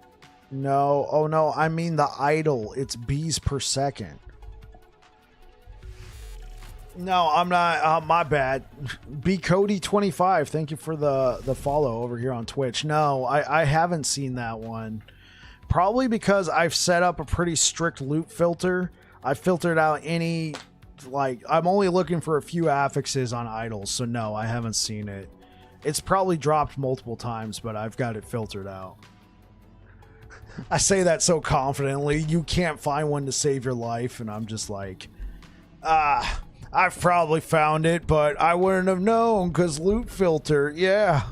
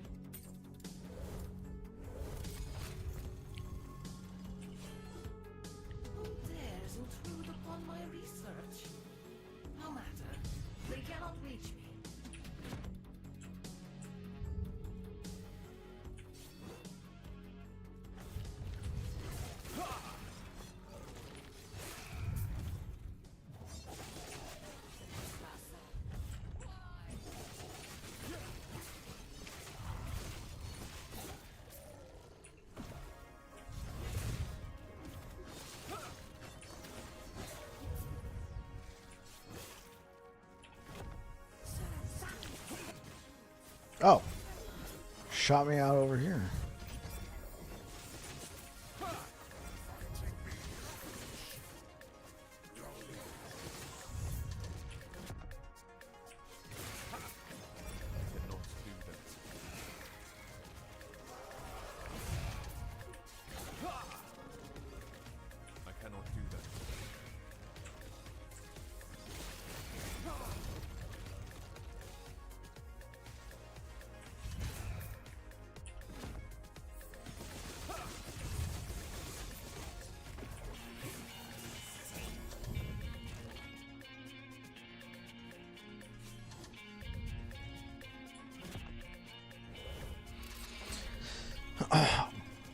I kind of don't want to say it, but I'm going to say it anyway. One thing I've noticed, the dungeons are actually working a lot better. Now that I've said it, though, it's not going to work. We're now frozen here. Okay. But, like, do you guys remember the first Snowman Dream TV? Oh, hey, what's up, dude? What's up, Snowman? How's it going, bro? Give you a shout out.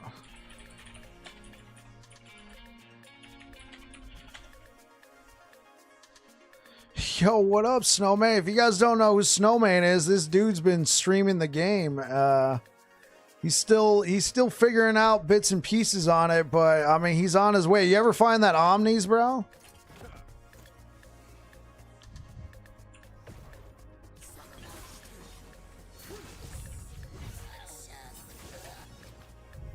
You did. Excellent. Excellent. I'm playing kind of a similar build to what you did, but it's different. It's definitely different, but I was familiar. Oh, you have some resistance issues now? What's going on? Was it like not a really good Omnis? I mean, Omnis is completely random.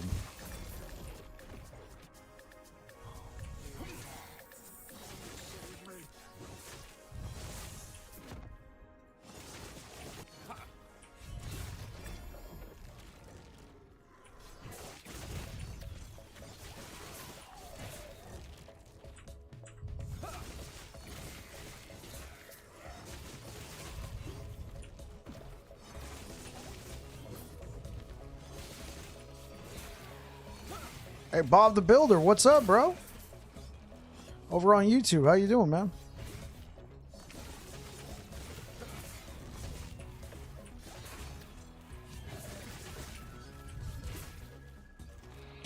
Low on cold resistance, so I'm thinking about farming a 2LP Orbis Rain and slamming it. Yeah, 2LP is definitely very doable.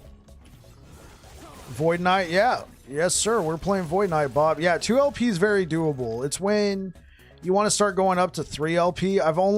I've played last Epoch for like over 1,000 hours. I've only found like 2 or 3 3LP reigns, but I've found multiple 2LPs. They're very doable.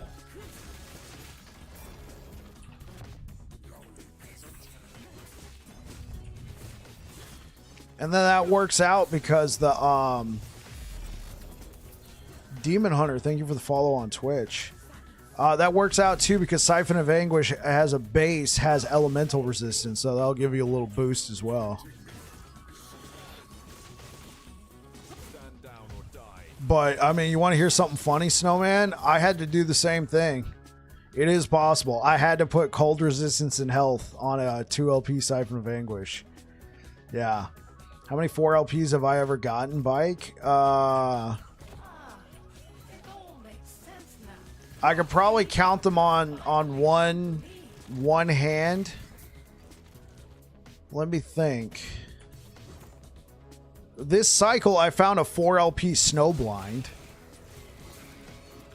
And then last cycle, I found 2 4LP Soulfire relics. I'm trying to think if there's anything else. They're not very common. Even on the more common items that can drop 4LP, they're still pretty rare. I've dropped a lot of 3LP items though. Yeah, they're rare. I will say though, like for me, in terms of finding the 4LP items, it's been these past 2 cycles, probably because I've been playing Circle of Fortune. All right, T4 Jewelry chat. I will have it.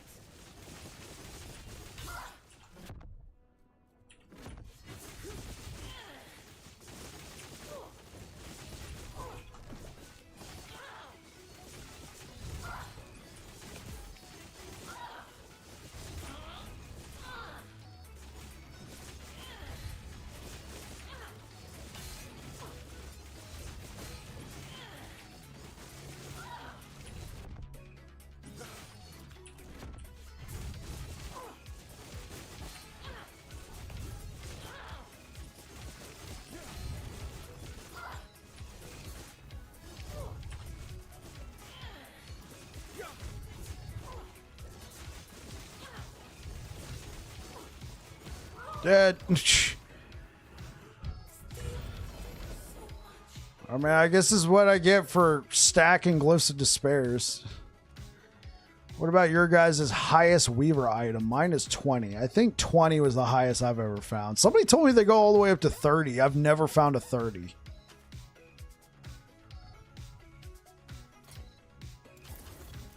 I have never found a 30. I didn't want to say they were mistaken, but at the same time, I've never found a 30. Yeah. I wanted to say that 28 is the highest. Okay, Bob. Yeah, I think the highest I've ever found is 20. Maybe I found a 22, but 4 7 tiers. Oh, okay. I got you, Bob. I got you.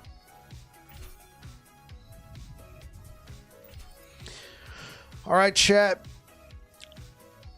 Well, how did you get all those drops? Prophecies, my dude. Oh, okay. Okay, Cheese Machine. I'll wait for you. 23 was the highest you found. Okay, I get it, Bob. No. I did not find a 30. Like, you might still be in an ad, so I'll oh, you're back? No, I've never found a 30. Somebody said 30 was the highest on Weaver's Will. The highest I've ever found was like 20, 22 maybe. Bob the Builder on YouTube is telling me the highest he's ever found is 23, but he's also saying with actually good evidence. Good luck, appreciate it. He's saying with good evidence that 28 is the highest because 4 7 tiers would be 28. It makes sense. Yeah, no. The person was telling me 30 was the highest, and I was like, I think you're mistaken. I think you're mistaken there, pal. Okay, so we want throwing damage, throwing attack speed, and health. Necrotic is not necessarily bad either, but we've already Rune of Creation to this ring, right? We've already made a copy of this, so even if this fails, I still have this ring to fall back on. I can literally use this ring if I want.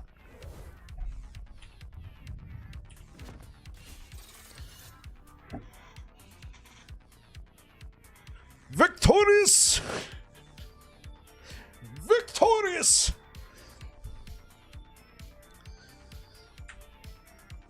That's a okay, chat. That's a T7 throwing attack damage minus mana cost, a T5 throwing attack speed, and T5 health. Yeah, dude. It's to make up for this 3 LP Shattered Chains. Yo, yeah, I was on fire tonight. Yeah, I was farming Aberroth earlier just for the hell of it. Playing Sorcerer and thinking about melee character next. Dude, melee's fun. You got to really spec it. Like, I feel like I'm effective now. I got a 3 LP Sword Catcher. I got 3 LP Shattered Chains. I got a +4 to Rive on Titanheart. I got a 3 LP Decayed Skull. Dude, that bell. You like that, man? Bro. Yeah, melee is hella fun. It's my favorite by far, but I feel like on melee, you gotta really spec the hell out of it, man. You gotta really, like, spec the hell out of it. Dude, this Decayed Skull, when I found it, I was like, holy frick, 3 LP? And then I was like, wait, Decayed Skull has armor mitigation now against dots? I'm like, mine. I'm playing Merchant right now, so I'm probably going to get some gears before building it somewhat. Oh, yeah, for sure. Especially if you're Merchant skilled, you can have an idea of what you want to get. Yeah, Snowman. I got Sword Catcher and Shattered Chains. These 2 3 LPs came from the same Nemesis. He already had Sword Catcher on there, which was an item I was using. And then I put Shattered Chains into his egg. I killed him. Well, I empowered him 2 times and killed him. I had seen that the Shattered Chains was 3 LP. I had not seen that the Sword Catcher was 3 LP as well. So I took him out. I'm like, 3 LP Shattered Chains. Awesome. Oh, it looks like the Sword Catcher got 3 LP, got LP too. And I moused over it. I'm like, because this was the item I was using. And it's a good Sword Catcher because Sword Catcher, brand new, unique to the game, just got added this cycle. It has so many possibilities. It gives you a parry chance. It gives you flat damage. It gives you a huge chance to bleed, a huge amount of melee flat damage on the implicit, and then you get a conditional more melee damage while you have frenzy, right? Yeah, now I got to get a 4 LP Decayed Skull, right? So while you have frenzy, you gain further flat melee damage, and this is all adaptable damage, right, chat? And you reached your goal by killing Aberroth. Yeah, I killed Aberroth. I killed that guy multiple times out of spite. All right, now time for the harder slams. Jose, yeah, no links, pal.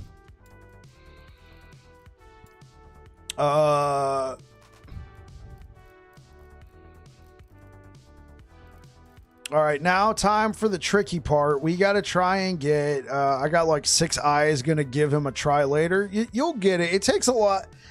Honestly, it's just a bunch of banging your head against the wall, trying to wear him down and get to the final phase. And then it's getting killed a bunch of times in his final phase and realizing this is where I need to stand. This is what I need to do. Okay, so we have more atrophies than this, but these are our best atrophies. We have one with 2 LP, and then we have 3 high rolled atrophies with only 1 LP. So let's take the 2 LP. Did I load the I did not. What was I thinking? Okay. Throwing attack speed. Okay, which one did I we got that one. I mean, I got these 2. Let's do that one, and then let's take, what's our best attribute? Probably that one, and let's slam it into that.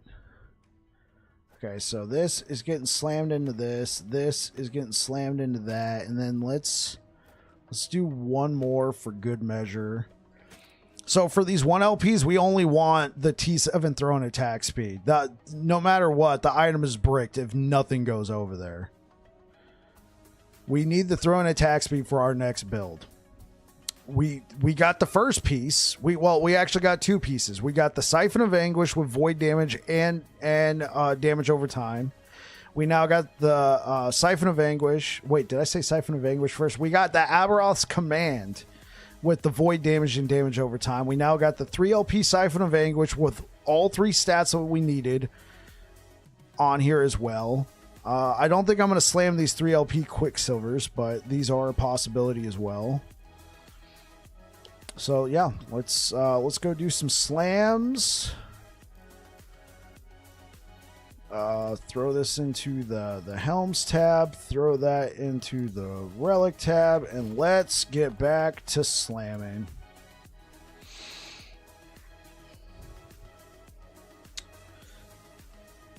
Maybe I should farm Aberroth just to try and get like a really good Nihilist, right? You got like 6 eyes, gonna give him a try later. Cold Brew, good luck, man. Yeah, for sure. And good luck, Cold Brew. More rats come to gnaw at the edges of my sanctum.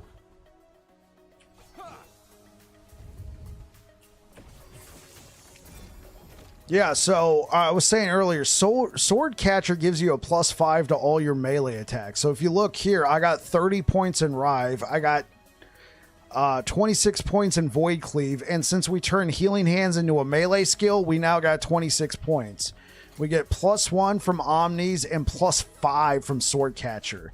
This has a range. This goes all the way up to +6. So we were able to slam increased area for melee area skills, chance to shred armor, and a T7 melee critical strike chance. I'm running a crit VK Rive build. No Omnis or Shattered Chains. Drops in 8 hours ripped. I'm sorry to hear that, Colton. Oh, can I show what I took? Yeah. So, Snowman, you're following the max roll, right? You have less points to work with. Hold up, chat.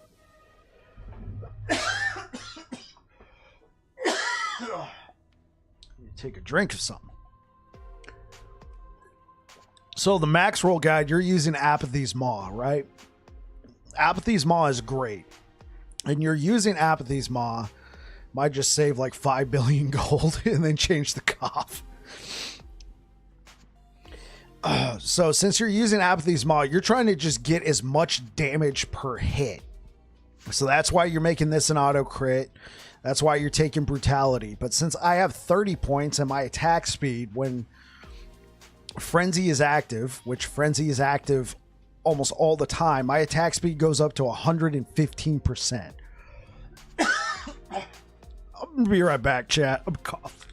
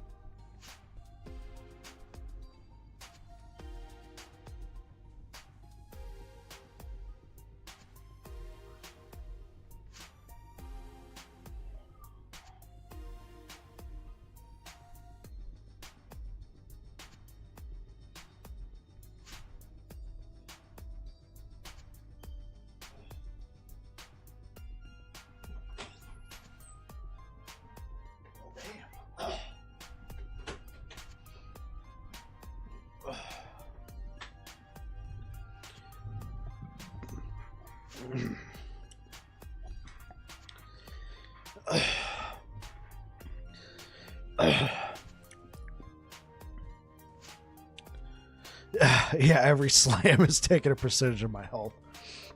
Nah, I'm just like talking too fast. My throat can't keep up. How do I have a plus 10 to Rive? So, Colton, are you using the max roll guide? One where it uses apathies? I'm using Sword Catcher. Yeah, that's the build right there. If you want my build, here, I'll link it to you in chat. I put out a build guide on this morning. I haven't updated the command yet. Yeah, come in.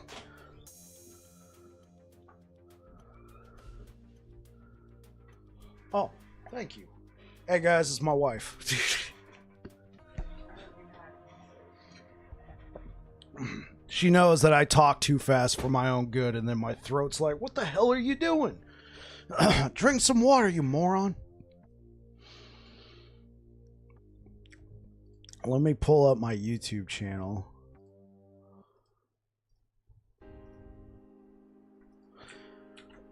Yeah, she heard me cough and was like, yo, drink some water. You might give the sword catcher a try. Hello, Bike's wife. Indeed, I am. Oh, okay. That's a good woman right there. Thank you, Comicer. Yeah, I knew what I had, so I put a ring on it. You know what I'm saying? So, sword catcher. Sup, bros? And there she is. If you guys want to say hi to Mrs. Bike, she's right there. Rinda G85 in the Twitch chat. So, Sword Catcher is a world drop, and it has several things going for it. A, it gives you a parry chance, but also B, it gives you a range of anywhere from +1 to +6 to your melee attacks. So I put a +4 to Rive on Titanheart, and this one dropped with a +5 to my melee attacks. So 5 + 6, 5 + 4 + 1 from Omnis gives us +10. That's how we got 30 points. Then I slammed a T7 melee critical strike chance onto this, along with shred armor and area for melee skills. So I don't need the guaranteed crit. I actually need crit chance. I've only found one +4 Rive chest so far. I don't have the balls to slam it. Here's what you do, Colton, especially if you're Circle of Fortune. Go do the prophecies that give you runes of creation, right? And then make a copy of it. That'll give you 2 chances to slam it. That's what I did for this one. I had 2 1LP Titan Hearts. I had only 1 copy of +4 to Rive. I went and done a bunch of those prophecies, and I had several runes of creation. So I made a copy of my +4 to Rive, and then yeah, right. 2 of the 4 affixes are trash for sure. In this case, every affix on there was complete garbage except for the +4 to Rive. So I knew no matter what, if I didn't get +4 Rive, then turn her over and bang up the butt. What up, Johnny? And this is where you need a small knob. Imagine you're holding a tennis racket or a little whisk. So I knew everything would be complete hot garbage if it wasn't the +4 to Rive. So I made a copy of it. I had 2 1LP Titan Hearts, slammed it, bam. You suck! Appreciate it, Johnny. And that's how we arrived at 30 points into Rive.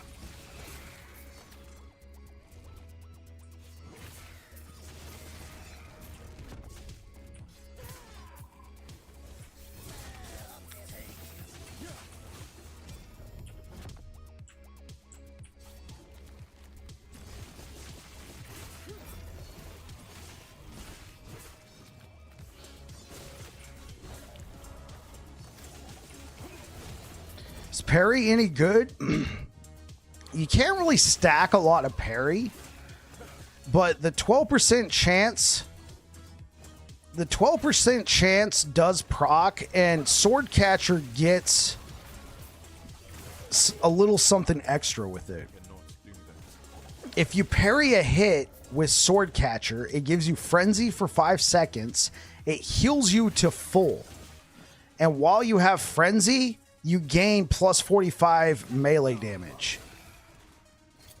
So an easy way to guarantee you always have... A good way to guarantee you always have parry, not parry, Frenzy, and to always gain this extra damage with Frenzy is to put the experimental affix on your boots. We got a T6 3.1 seconds of Frenzy. If you look, it also increases the effectiveness. No, God! No, God, please, no! No! No! It also increases the effectiveness of Frenzy on us. Goes hand in hand with the increased effect of Frenzy on here. So when I use... Can you guys see this? Yes. So when I have Frenzy, my attack speed right now is 75%. I use Frenzy, goes up to 115. Well, not I use Frenzy, but, you know, whenever I use a traversal skill, Void Cleave's now a traversal skill, we get Frenzy. What is this ring anyway? Okay, Fallen of the Earth. So yeah, it takes a lot of gearing to get off the ground, but this build can attack very, very fast. I mean, 115% increased melee attack speed with a two-handed weapon. That's nuts. Nice, just... You suck! Thanks, Fallen Magus. Nice, just dropped an Exalted Helm with plus 24% health. That's what I'm talking about, Space Trucker. Way to go. Such power. There is only one explanation. So yeah, I do have a build guide out on this. Colton, you're over there on YouTube. The build guide's in the description. If you're interested to hear more about this build, you can check it out. I will say it does require a lot of luck. It's a lot harder to get a good Sword Catcher than it is to get a good Apathies. Apathies is pretty much great right out the box. Thank you, Rinda.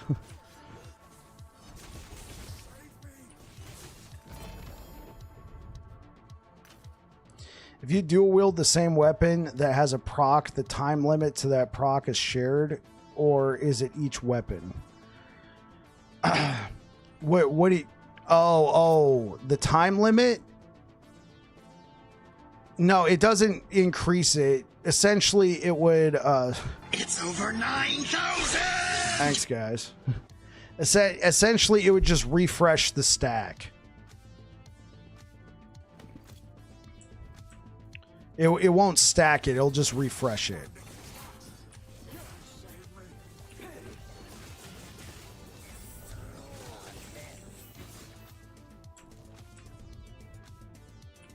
Unless it specifically says it stacks. Emotional, damn it! What's the next build? We're doing VK dot hammers. I had a build that I created last cycle called Void Storm, which is essentially just VK dot hammers. I wanted to revisit it now that there's Aberroth's command in the game.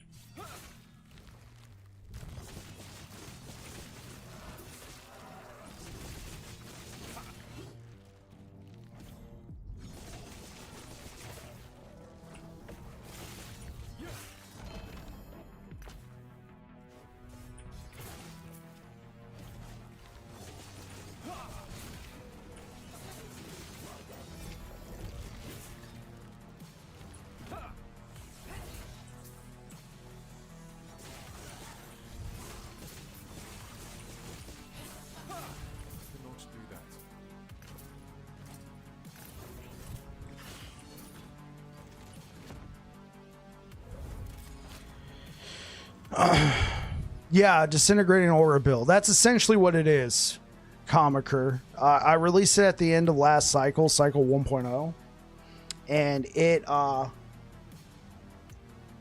was good. I did 500 corruption, but you know, we got new toys in the game for that, right?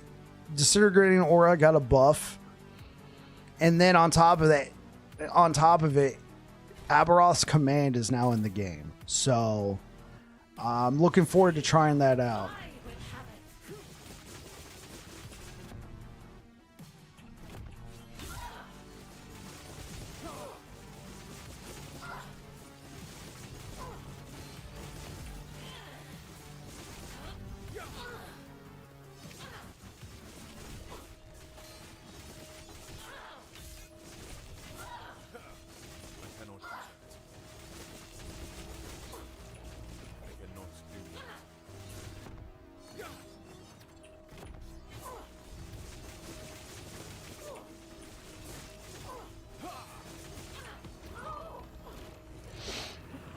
Anybody need a glyph of despair?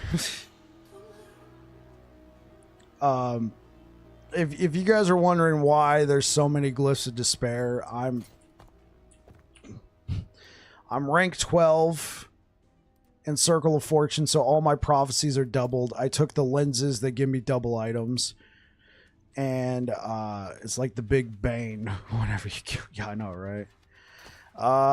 What would you like to see added or improved in the monolith system? Arena nodes either need massive buffs or need to be removed. Well, here's the thing. They used to give you like a lot of, like, arena nodes used to be good for a lot of stability, and then for whatever reason they nerfed it. Arena nodes now give you the least amount of stability. At least before, it kind of made sense. Like, okay, they take the longest, but they give you a massive boost of stability, and then they nerfed it like with 1.0. I was like, this sucks now. They just straight up suck. They used to be like, oh, okay, cool, it's an arena node, I'm gonna get a lot of stability out of this. And I don't understand it, because this cycle they've done everything to give us more stability. They've given us the glyphs of envy, they're giving us the catch-up mechanics. Like, why is the arena nodes in the monolith system still giving us the least amount of stability? Just got a crazy frostbite staff from a nemesis, and now I have to figure out a build to use it. There you go, Comiker. That's what I'm talking about. Yeah, the arena nodes suck so bad. Yeah, they suck. They really suck. They used to give you the most stability, so it's like, okay, the biggest time investment, but you get the most stability, and then they nerfed it.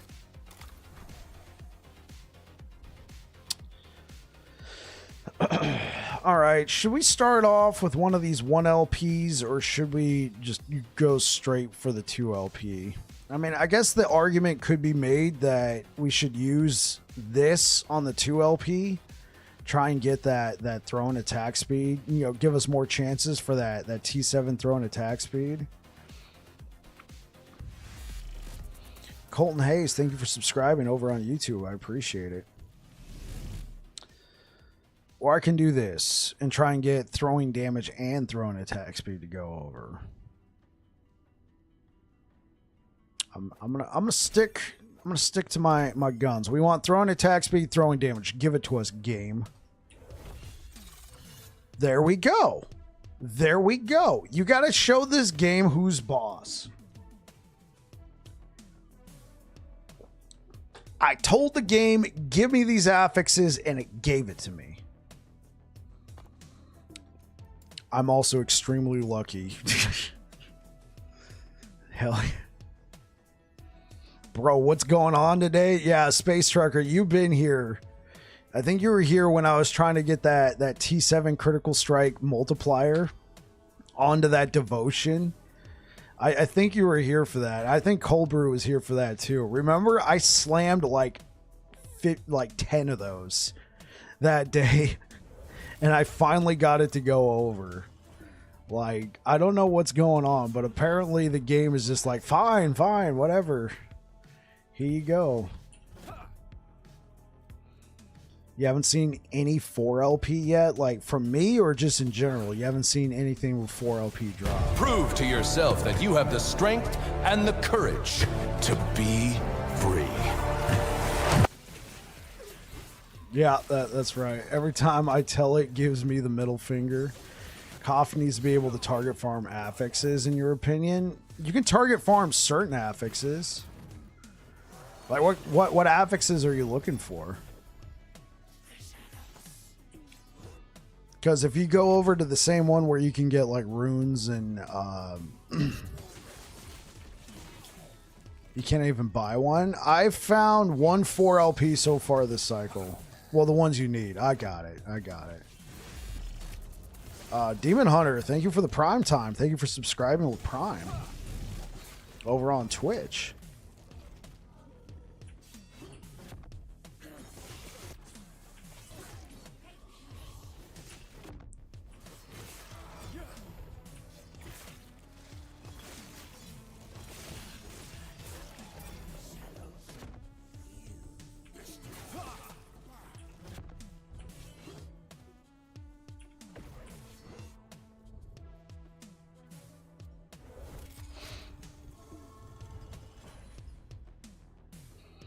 Yeah, I've only found 1 4 LP and it was Snowblind. Target farm affixes on gear. Yeah, I guess the best way you can do it is pick up the prophecies that you're looking for on the gear. Make sure your loot filter's set up and go to town.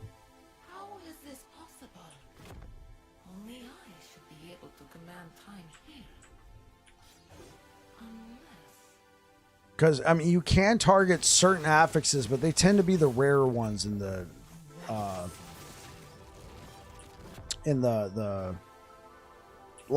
your hybrid healths. You can do prophecies that drop those shards.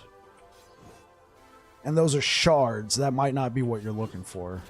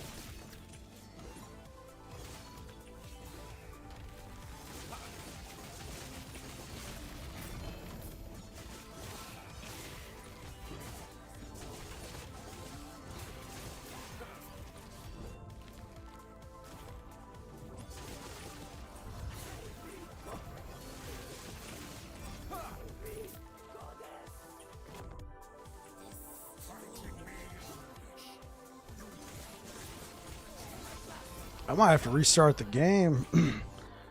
Starting to chug a little.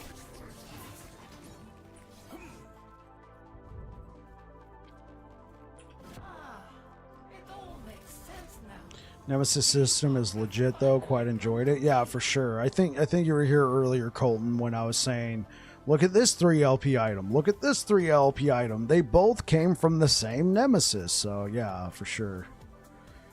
It sometimes you get trash, but I mean, when you get something like a 3 LP sword catcher, 3 LP shattered chains from the same Nemesis, hell yeah. I will have it.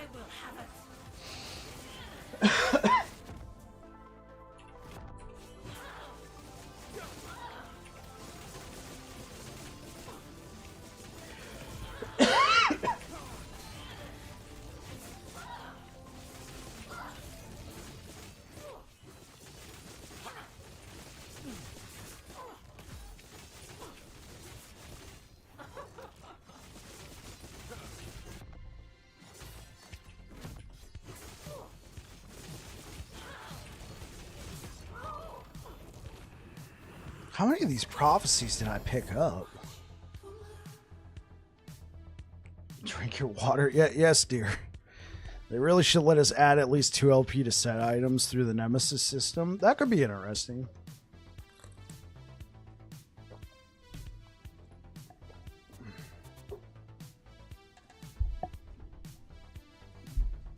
You got your 2 LP apathies maw from the Nemesis. I actually got my 2 LP apathies maw from the Nemesis as well. Wife mode engaged.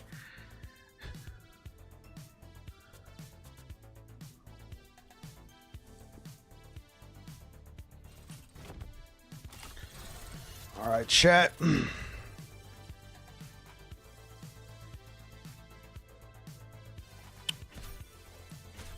All right, game. Give me the T7 throwing attack speed. I won't repeat myself. Okay. Finally, the game's like, I've had enough of your shit. I've had enough of it. You just shut up now.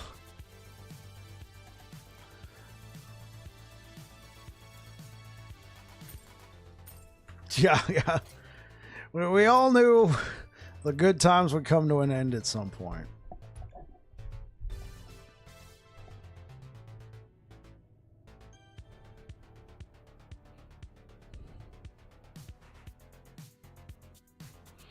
Dropped a Polaris sword. Think I'll try spin to win build. Warpath has a node that changes to fire damage and another that gives spell damage. I'll proc smite and healing hands on the same time. Yeah, give it a shot. Tell me how it works out for you, man.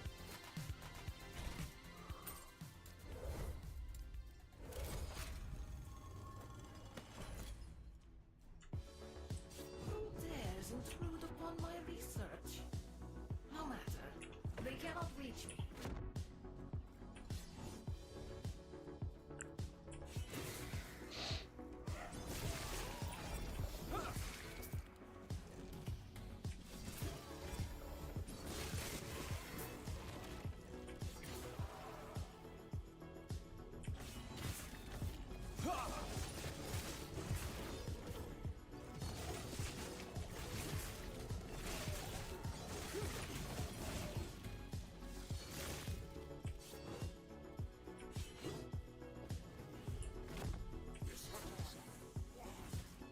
I cannot do that. This way. I cannot do that. I cannot do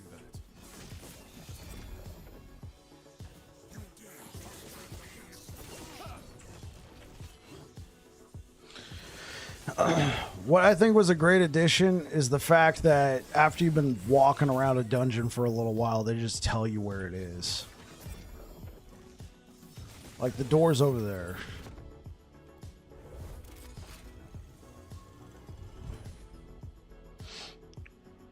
Yeah, Xavier, I look forward to hearing about your spin to win smite build. I think it'll be pretty good, man.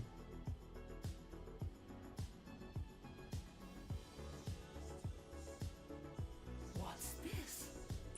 How are they manipulating time?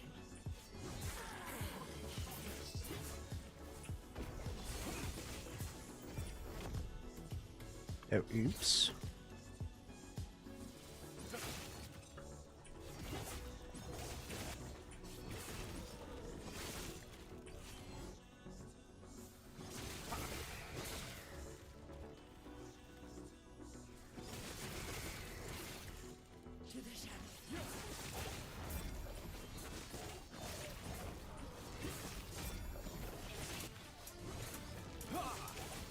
I cannot do that.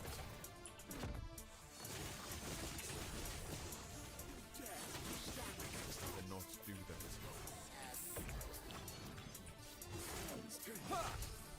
I cannot do that.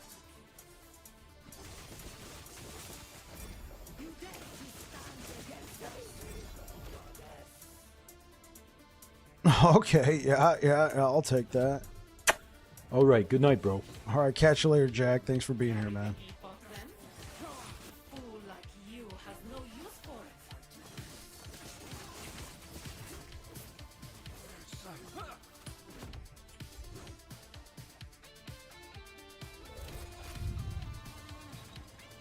Thank you for all the follows and subscribing on Twitch and subscribing on YouTube. I appreciate it, guys. Thank you. The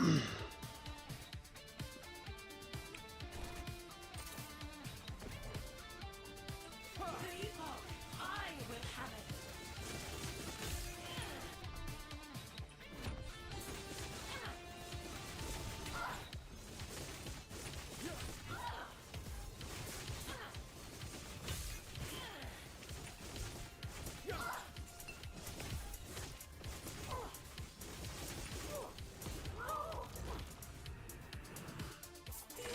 Okay, I think we finally burned through all of those prophecies, chat.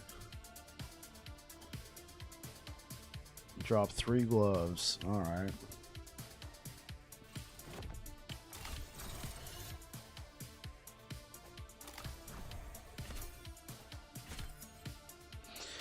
Give me throwing attack speed.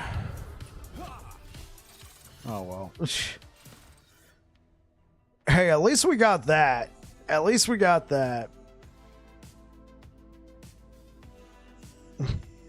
I think you kill T4 Julra faster than Jolteon. You kill Julra at T1. Interesting. Okay. I kill her pretty fast. Like it attacks really fast. Excuse me. Okay.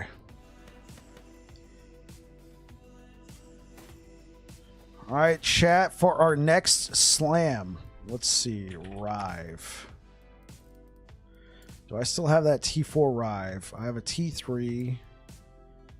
I have a T2, T1.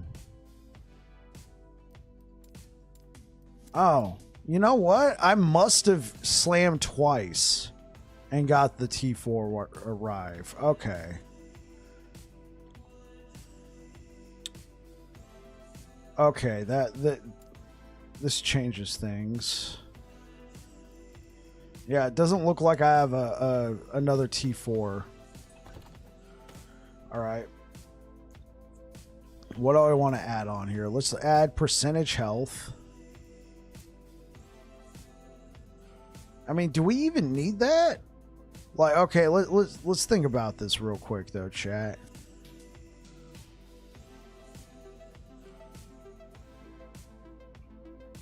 Should we just slam health onto this thing? Like, should we slam like a T 7% health? That way we can use this on like any build. Whereas, I mean, we already got Titan Heart. Yeah, let's do that. That way I'm not just like slightly downgrading by putting a T3 on here. I mean, here I am acting like I'm going to get it, but... Right. That's what I was thinking, Kriskin. Oh, hey, Kriskin, how's it going? Welcome back to the channel. Kriskin, was that you who left that really nice comment on YouTube? I appreciate it. Thank you.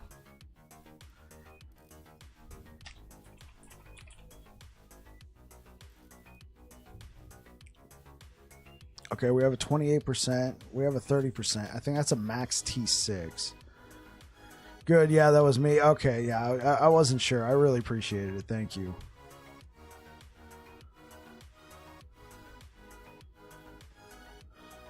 Oh, I could also... I mean, I could also try and slam a plus 24 strength. I kind of want to slam this into a 2 LP Titan Heart, see if I can get the strength and health to go over. We got a load of T's. Oh, here we go. I mean, we got 2 chances to get health on there. Yeah, I have no forging potential. I can't make a copy. 300% increased damage when a skill echoes. Gee golly whiz. All right, let's do it. We got 1 shot.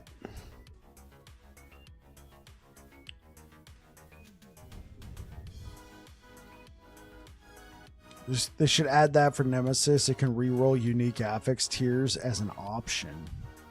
Oh, I see what you're talking about, Colton. You can load it in there and then it can re-roll like the ranges. That could be good. That could be really good for something like this.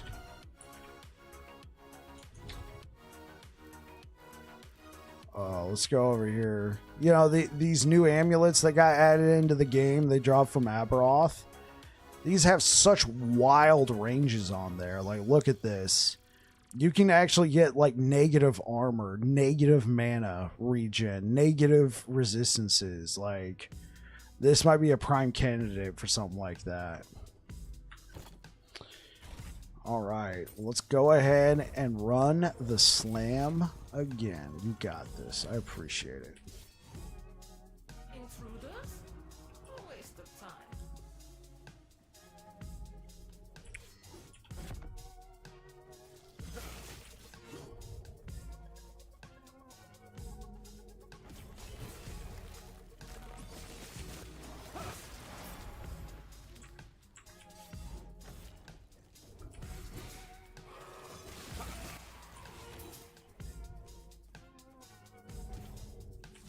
Yeah, I don't know what happened. Like, I scheduled the full boss fight this morning, Kriskin, to go live at the same time as the build, but then I woke up and I'm like, oh, the build's getting views. Awesome. I saw your comment. I'm like, awesome. And then I see that the full fight didn't go live. I'm like, what's going on? For some reason, it got scheduled for tomorrow instead of this morning, so I had to go change it.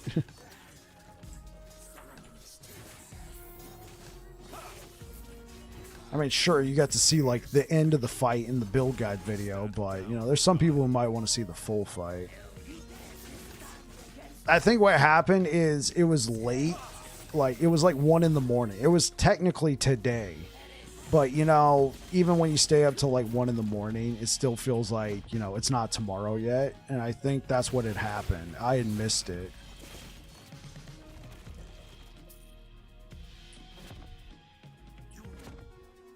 Yeah, that makes sense. Wanted to say, Bike, that since I've been away and came back, you've been killing in on stream. Thanks for being so chill to hang with. Yeah, I got you, man. Yeah, I got you. It's good to have you back, man. You were gone for a while, Space Trucker. We missed you. It's good to have you back. Agreed. Appreciate it, Jolteon.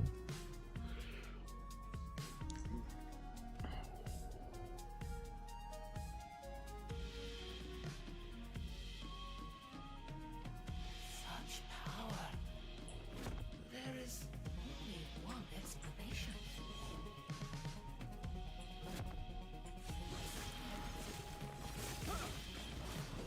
You posted that, and I took down my 10th Harbinger. Don't feel confident I can take on Aberroth yet. Yeah, it's, I got you, Kriskin. I got you, man. It took me multiple Harbinger Aberroth attempts. Like, it's probably somewhere in the 20s. Me neither. You guys will do fine. Skill issue.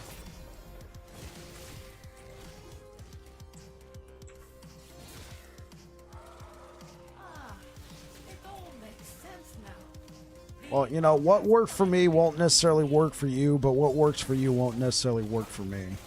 Also depends on the build. You know, I played the I'm just going to tank and sustain all the damage that he does. I can't do that for every thing of damage he does, but I can do that for a lot of the damage that he does. I can tank his triple flails. I can even tank some of his dots for a little bit. I freak out too much. I got you, man. Like, the first time I, like, brought him down to 1%, I was like, I'm like, this is it. I've killed him, and then I died. I'm like, oh my gosh. First thing I did, I got up and I went and told my wife. Like, you know, I was like fake crying. She's like, what happened?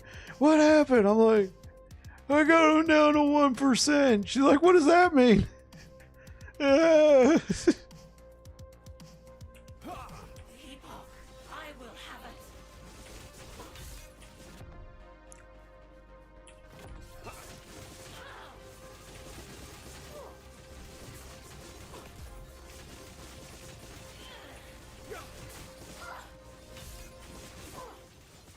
The future cannot be denied.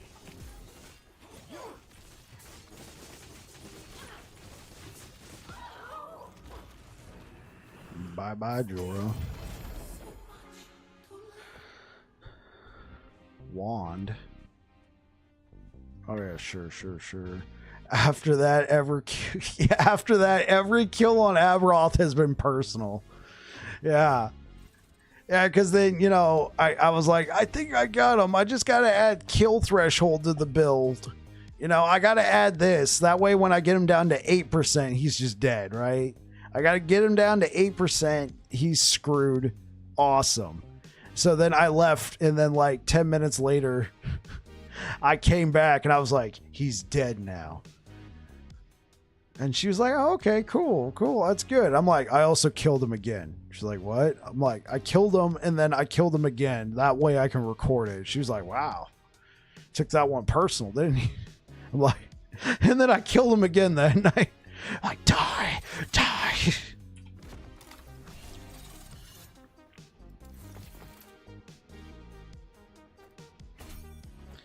All right, chat, we want increased health. I mean, we'll also take flat health. I mean, honestly, all of these are all right. Increased armor, shred effect.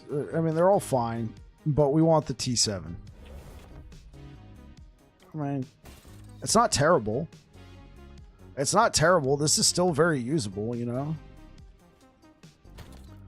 It's not terrible. I mean, I wish that was a T5 health, but at least this is serviceable, you know? Any build can use this. Like, as I'm leveling, I hit level 80 on a build, bam. All of a sudden, it's got null portent, right? Immediately. Just huge upgrade to whatever. It's already got percent health, right? But I'd prefer to add even more percent health.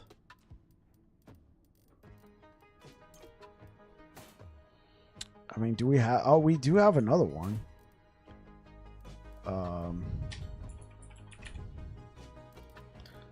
Let's see. Do I have any that...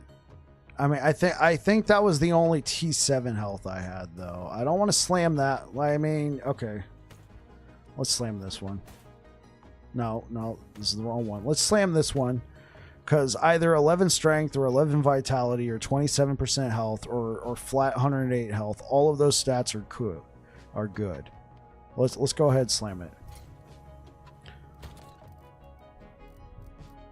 All of these are good, just solid affixes to have on a Sentinel.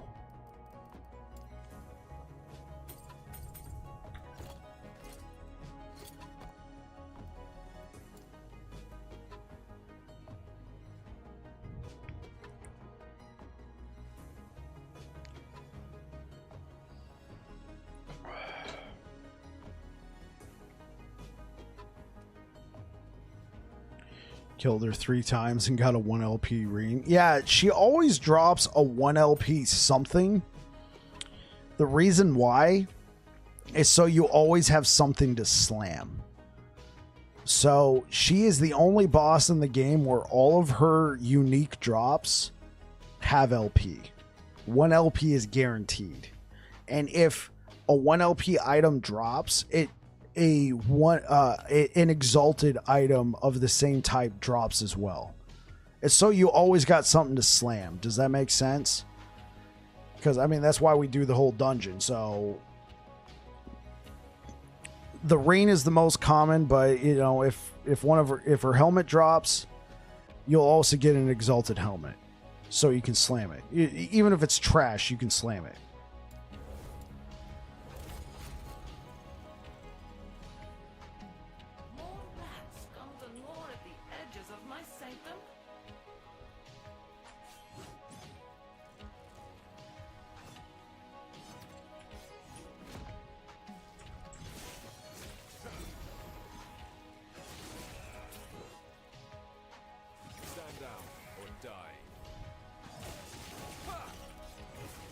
Now that might just be like your very first clear. I would have to, let's check on the next one.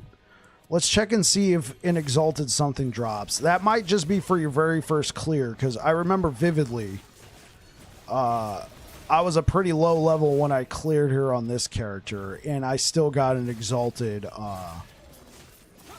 ring. Whoa, hold up, that's a T7. What is this? I mean, I'm going to break it down. No. No. I should keep this.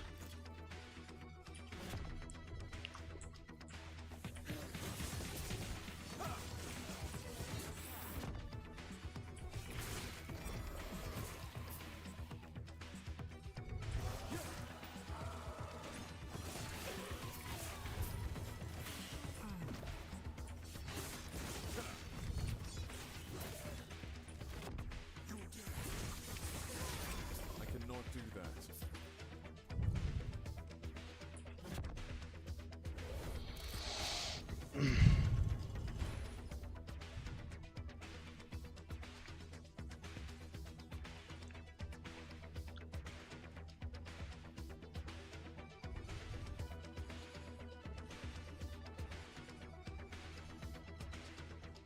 How is this possible?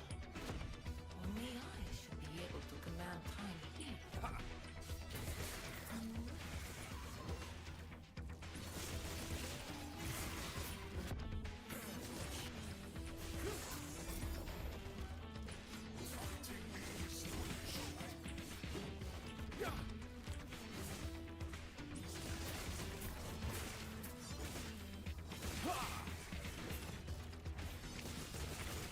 that.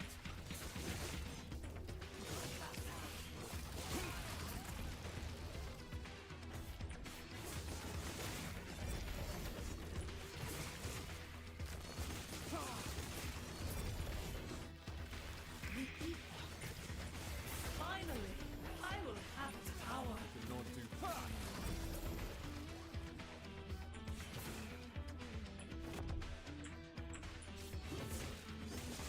I cannot do that. I cannot do that. Well, what can you do? Keep saying you can't do that. Sounds like a personal problem. It's because I keep trying to spam my void cleave.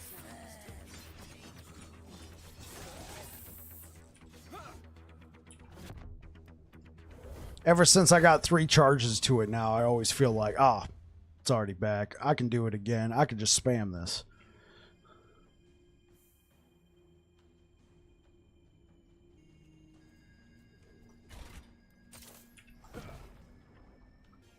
The Epoch, I will have it.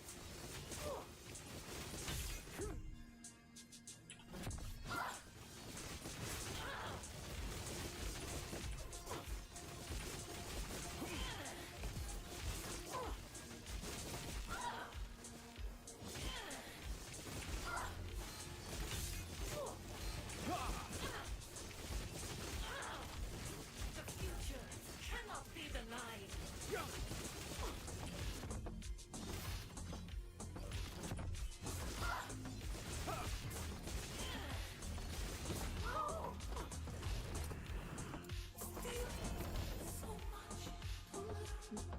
Okay. Did it drop a helmet? Yes, it did.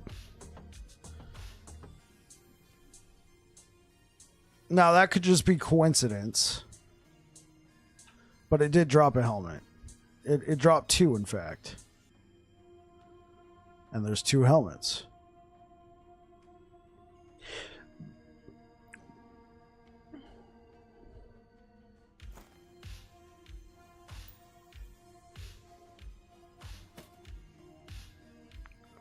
Oh, good. I want one with health regen. Yeah, you think it might be right. What's the best way to stack more HP? What class are you playing, Fallen Magus?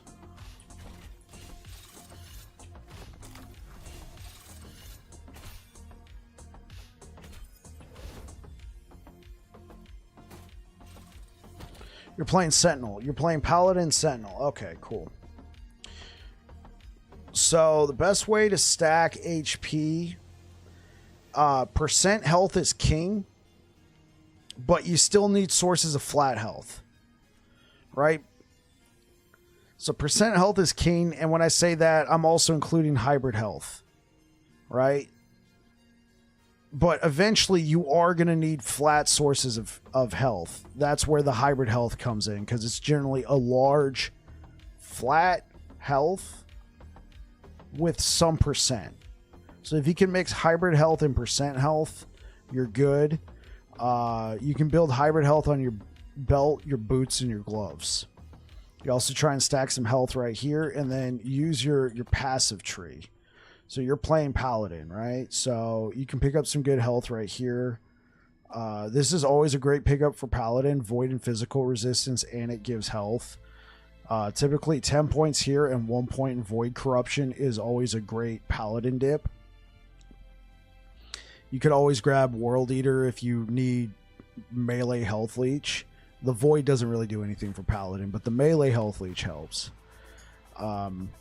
If you're doing that, you might be able to dip into Doom Knight, but you are putting a lot of points into Void Knight at that point. So great sources of health would include Valor. I think this is healing effectiveness. Yeah, so Valor and Holy Icon and Reverence of Duality, huge sources of health. You don't need Leech, so you just need health. Reverence of Duality. You can get some good health from Prayer Aegis, but Reverence of Duality is huge. I mean, I know it's a 12% investment, but that's a 24% health. Then on your chest piece, if you're using something like a Titan Heart and you want even more health, look for a Titan Heart. It rolls the increased percent health on there, has a range anywhere from 30 to 40. Try and find one with 40. And then slam it with like a T 7% health, and you'll get even more health. Filtering for hybrid health on boots helps massively. Sealing health wherever you can help as well. Haxor is absolutely correct. You can seal health, especially on things that have more than 2 sources of health. So, like, let's take your boots for instance. Yeah, let's take your boots for instance. Right? Boots are going to have 3 sources of health. Right? Boots can build flat health. Wait, can they also build? No, they can't build percent health, can they? What has more than 3 sources of health? Is it just your belts? It's probably just your belt.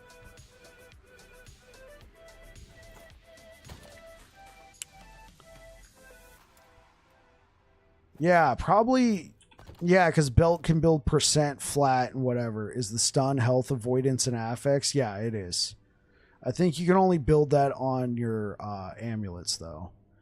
But yeah, you can, like, let's say you got a T6 health, assuming you had health here, like a T1% health or hybrid health, you could seal that and then put a max. Whatever. I mean, you can really stack a lot of health on your boots, on your belt.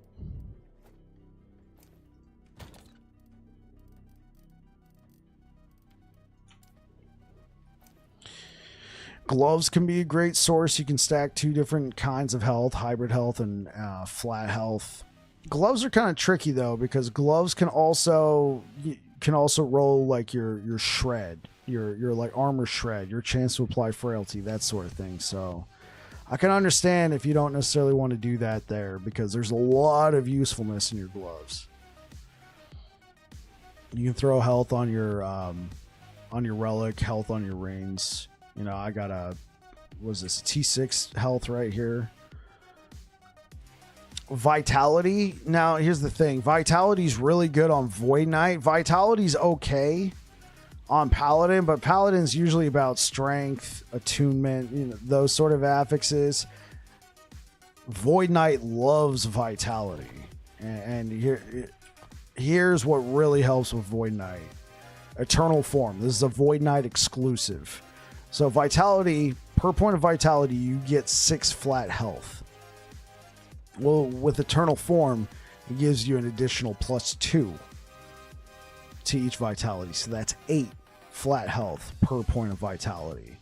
If you got like 70 Vitality on a Void Knight and you have this node, that's a lot of flat health. And if you've built a lot of percent health...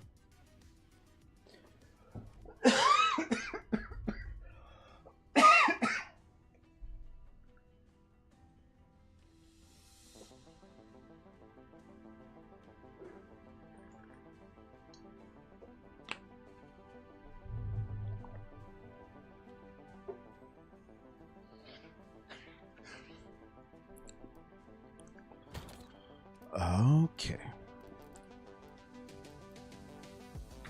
Wait, yeah, we've already done the slam, right? It was that.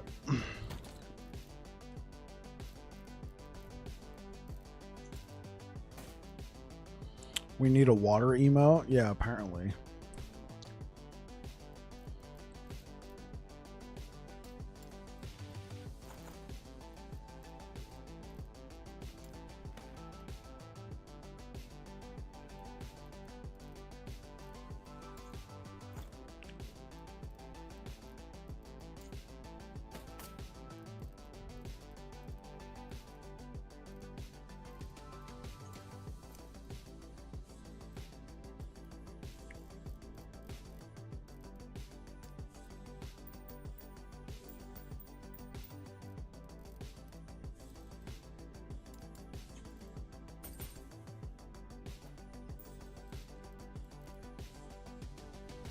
No, well played.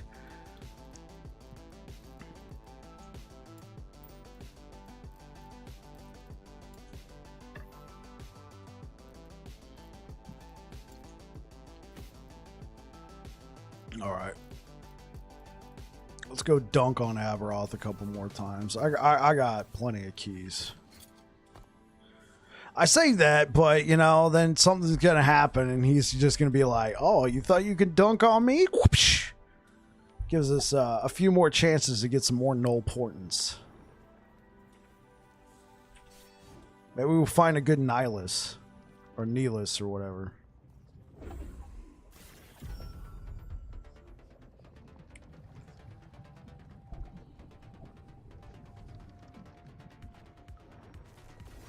The altar of oblivion. So you finally return to me, and to the guest. But first, prove yourselves worthy. Aberroth! Face us yourself! Skewer!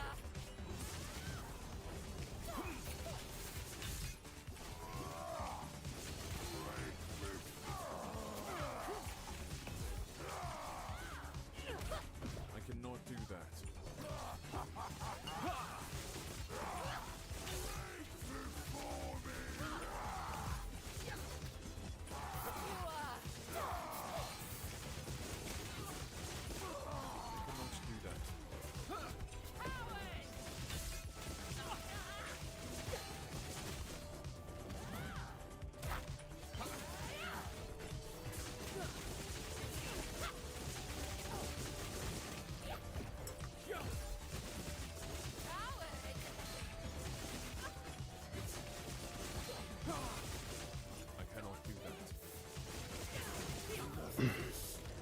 Originally, I used to think the big bulky guy was the most annoying. Now I think it's her. Those little, you know, whoosh, spear drops or whatever you want to call them just happen so quick. All right, Aberroth, let's go.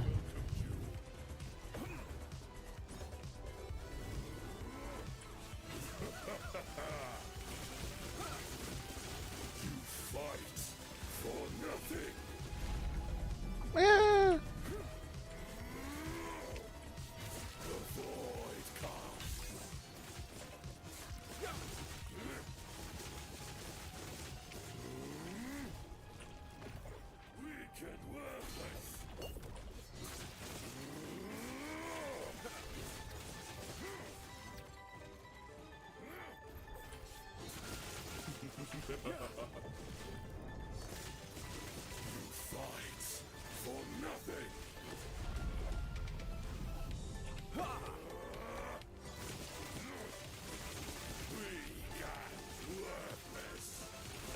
See the beauty we were denied.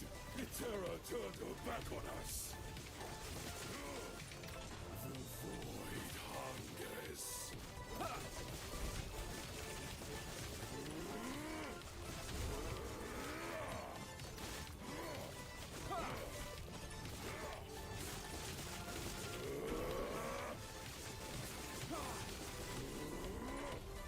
Embrace oblivion.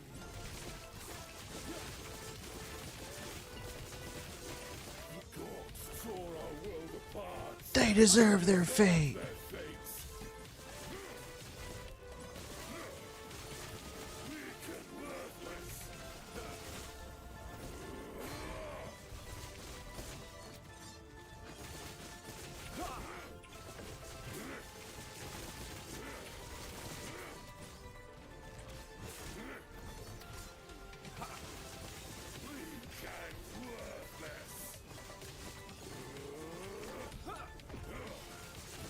Treated the world no better. Death is our legacy.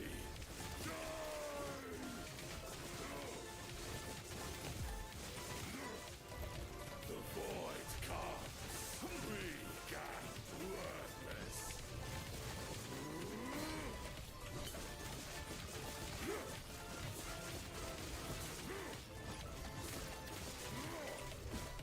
Weak and worthless.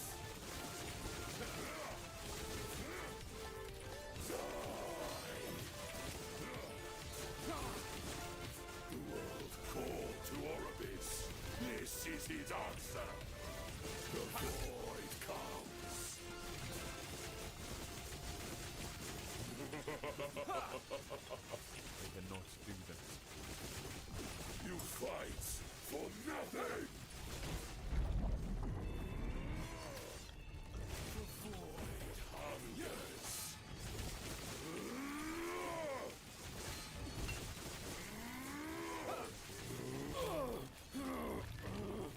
Bye-bye.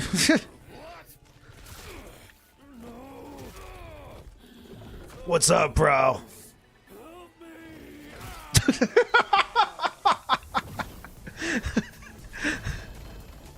I don't know. It just seems so different just standing next to him like, sup? Remember me? You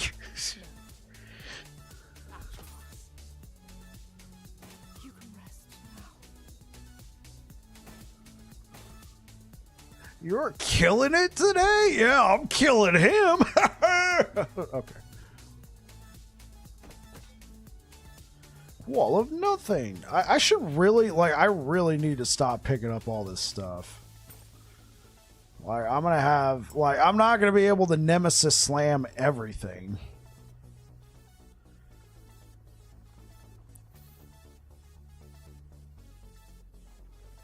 Like, I'm not even picking up that Shadow Beacon, like, I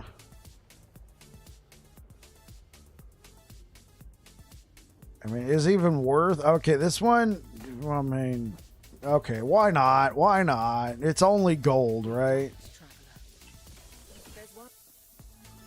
Not with that attitude. I need to add a second Nemesis tab. I only have 800. Say goodbye to my gold. Bye-bye, gold. We liked you. Nemesis tab.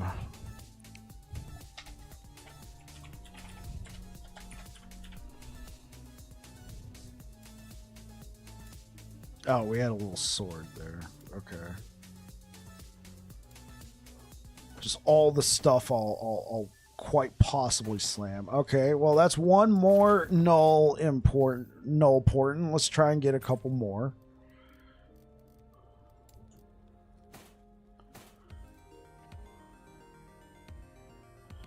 These weren't too bad. Okay, let's put this in the Nemesis tab. Yeah, I'm swimming in these things, bro.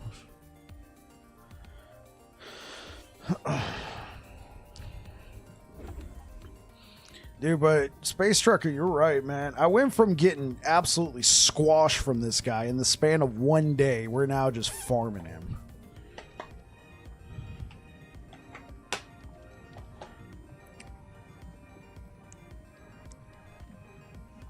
Yeah.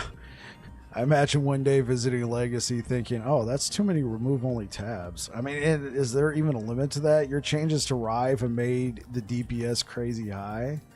Yeah, I just wasn't doing enough by having all 3 points in brutality. This, having every hit, now that we can guarantee the crit through the melee critical strike chance anomaly and picking up that crit chance on adrenaline, it makes savagery just so much better. Oh my god.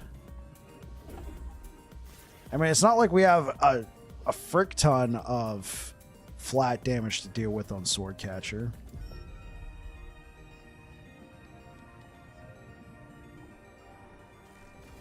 The altar of oblivion. So you finally returned to me, and with a guest. But first, prove yourselves worthy. Yeah, and I didn't do enough damage, which means I didn't leech back enough, too.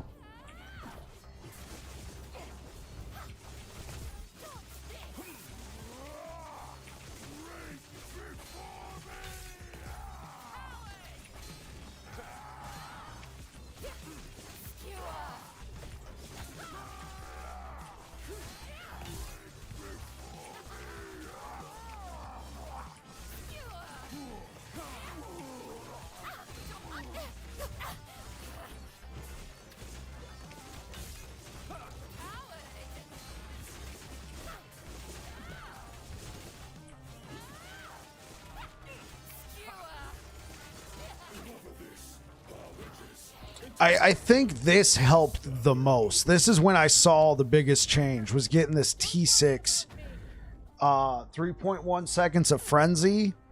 I mean, we almost always like 3.1 seconds of frenzy. Here's the thing.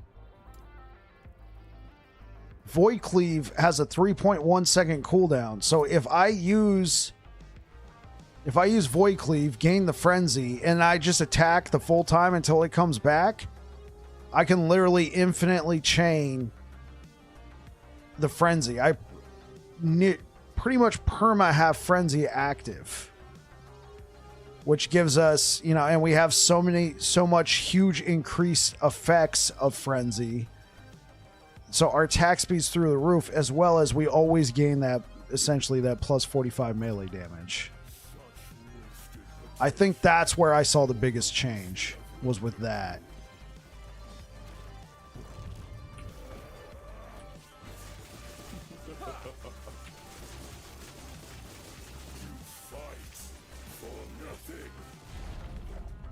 Run away!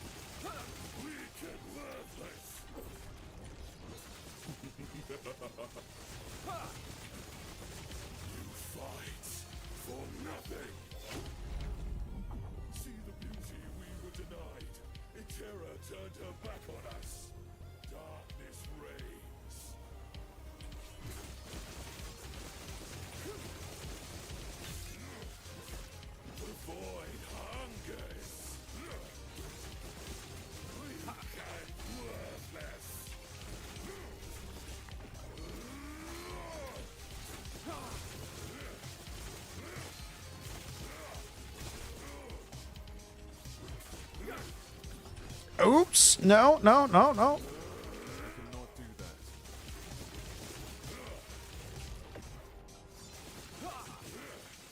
gods tore our world apart. They deserve their fate.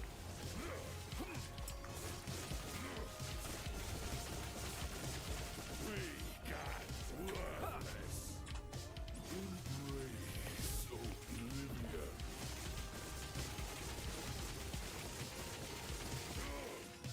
The void comes. We get worthless.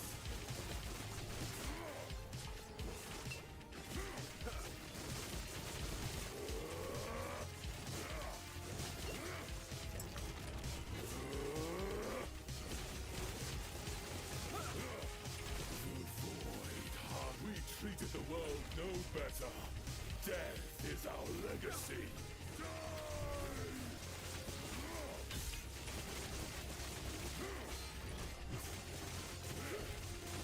We get worthless. Oblivion.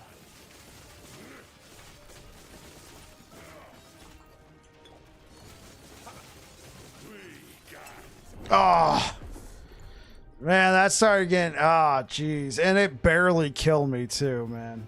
I was like having to try and avoid his stuff. And then I went right into the little void orb thing. That started getting hairy. More of those little void pools started spawning. Come on, Aberroth. I'm trying to farm you, dude. Like, come on. You're making me look bad.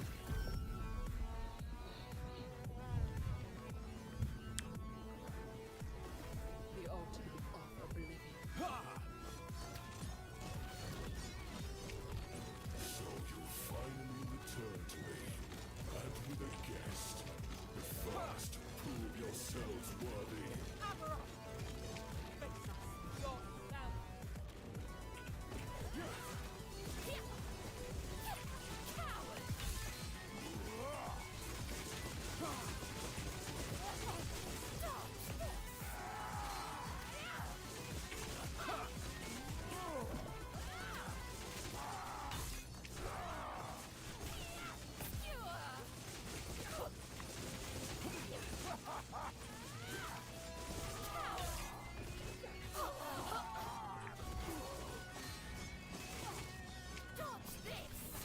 Just stop trying, Aberroth. And you notice I like almost never die to Aberroth. It's like his environmental effects that kill me now. It's not. I mean, like he could still one-shot me for sure. Such wasted potential. All this would have welcomed you.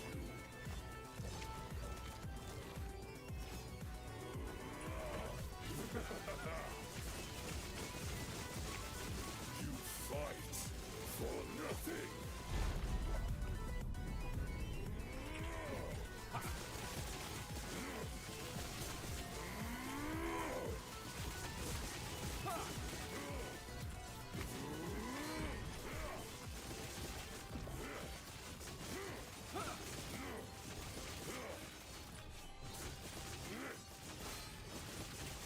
Weak and worthless.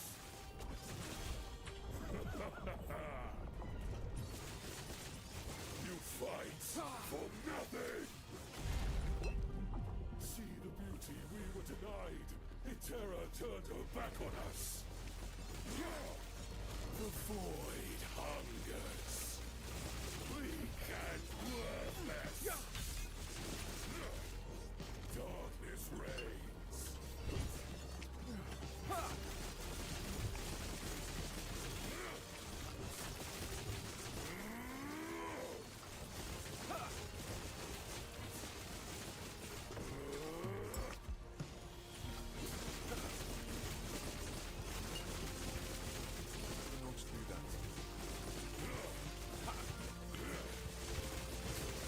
Weak and worthless.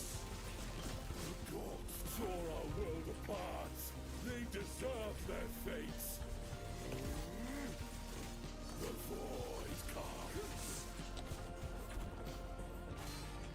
Okay, yeah, I gotta get away from him. He's got his butt backed into the corner. Weak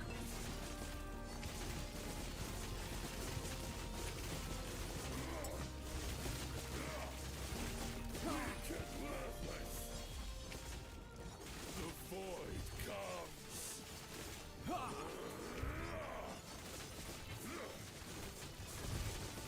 We treated the world no better. Death is our legacy. Oblivion.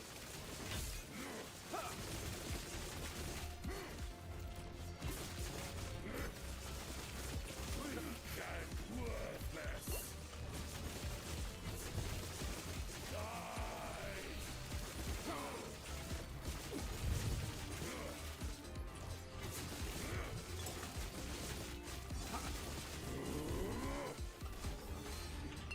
The world called to Orbis. This is his answer. The void hungers. You fight for nothing. The void comes. Weak and worthless. Yeah, I was like, oh, there's nowhere to stand, chat. You were gonna have an early shit. Yeah, okay. It happens sometimes. It happens sometimes. Okay. Well, let me go for it. Like, we got plenty of null portents. Let's actually go look for some nemesis. Yeah, I'm gonna stop it right there. I'm getting too far ahead of myself. I can't farm him. I can just kill him with some certainty.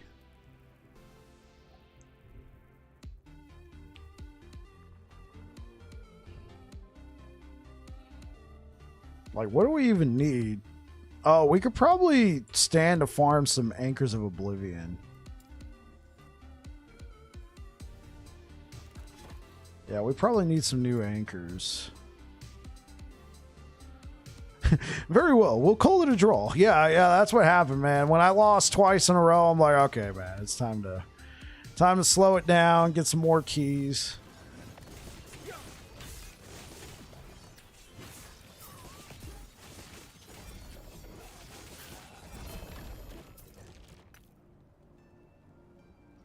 Cool.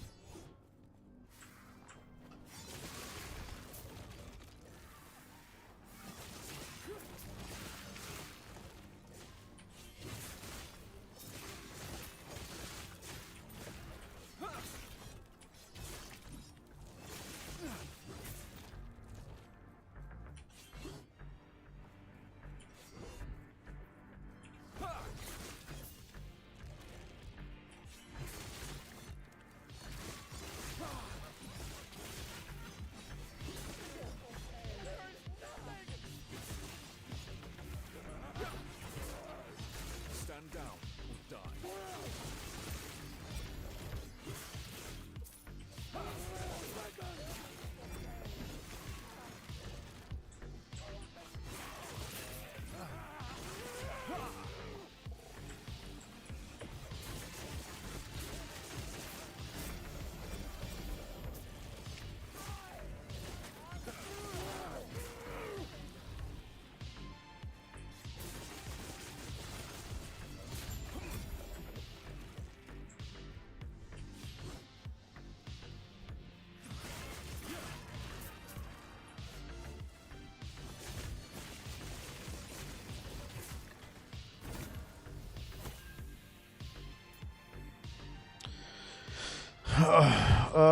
Okay. What?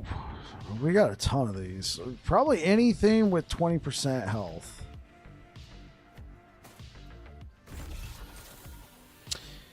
Become LP.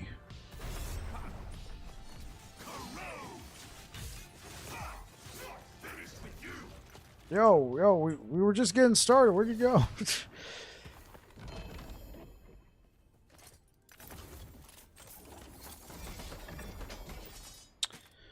This is a nice pair of gloves. Okay. Fortunately, I think I do need that necrotic resistance. Yeah, I do need that necrotic resistance. I'd have to fit it in somewhere. I mean, and we already have health. Let's just... Okay. I mean, the health regen isn't too bad. If we decide to do like a ward build with Vessel of Strife, these could fit in.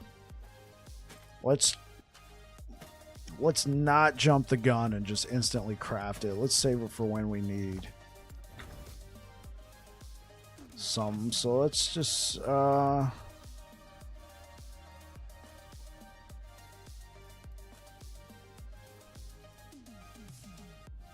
there it is. I'm like, shouldn't there be like a little thingamabob?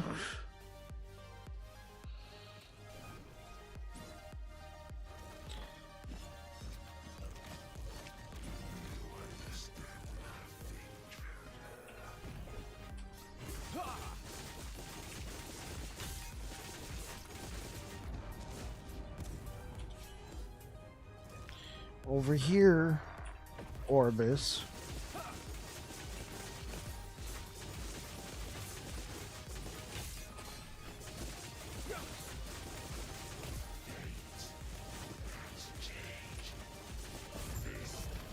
I'm like, no, please don't die. He just dropped all the runes of creation. Hey, now that's a W right there. Another 3 LP Siphon of Anguish. Let's go.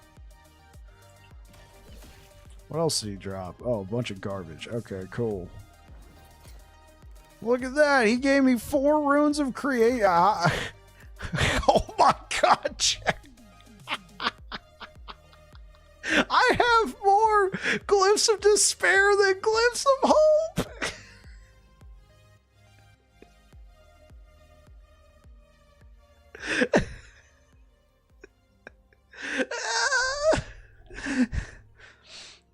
Prophecies much?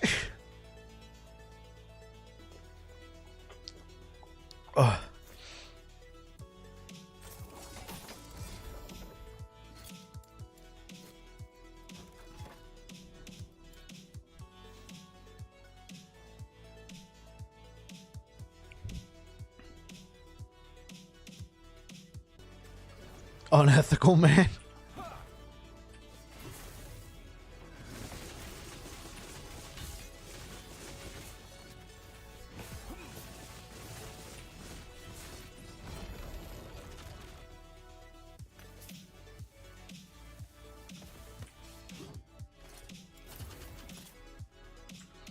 I may or may not have purchased a bunch of prophecies for glyphs of despair.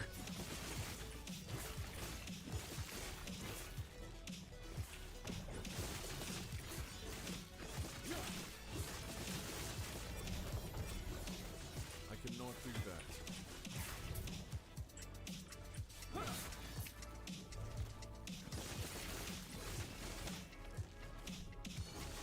Is it because I like to chase the items myself? What do you mean?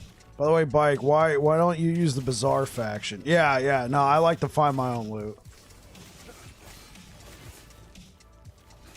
It's definitely a lot slower to get going. It's definitely a lot slower to get going. For sure. But then you start to, like, acquire a whole bunch of, like, halfway decent loot.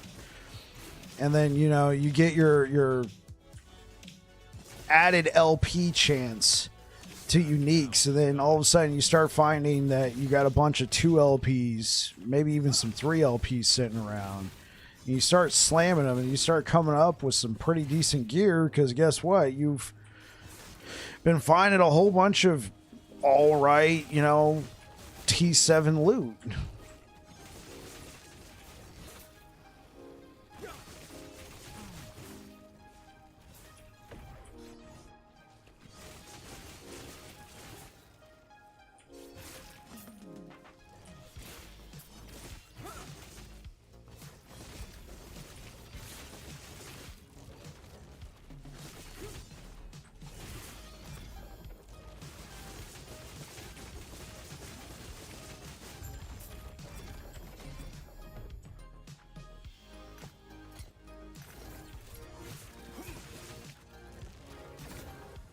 Lightning resistant. Hey, yo, just back off. Back off.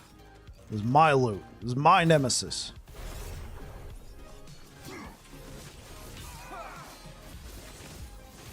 Sustain! Sustain! Okay.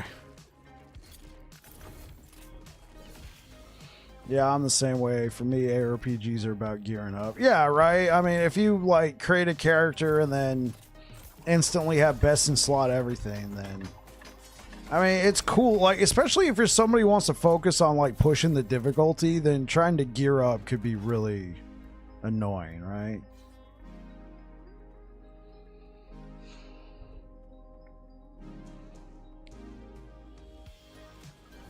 But to me, it goes hand in hand. It's really cool to be like, okay, well, this is what I was able to do before, but then I found these 2 pieces of gear, and then bam, you know? Look what I can do now.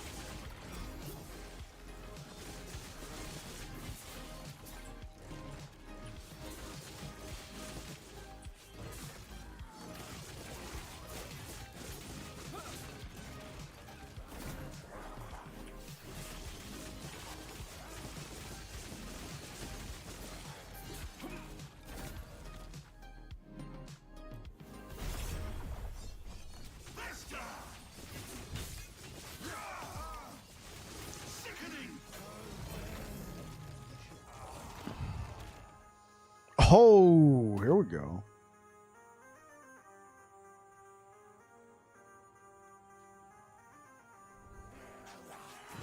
Stand down or die.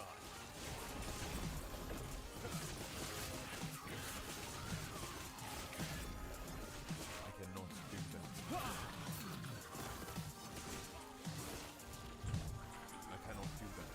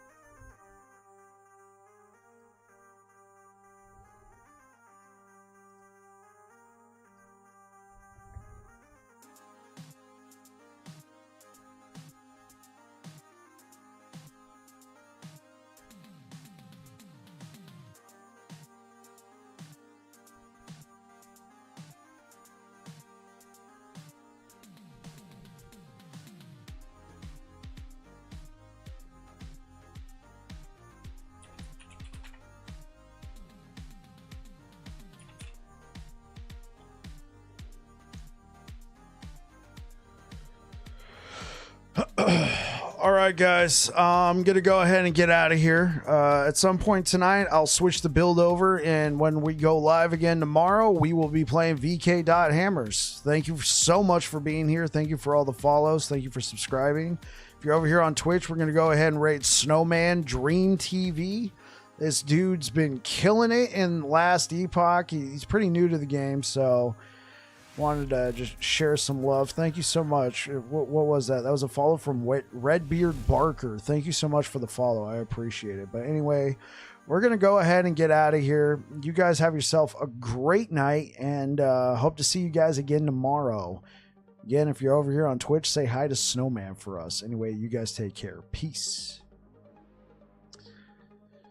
All right, YouTube, thanks for rocking with me today, guys. I really appreciate it. And I'll be back again tomorrow. I hope to see you guys there. And meanwhile, you guys take care. Peace out.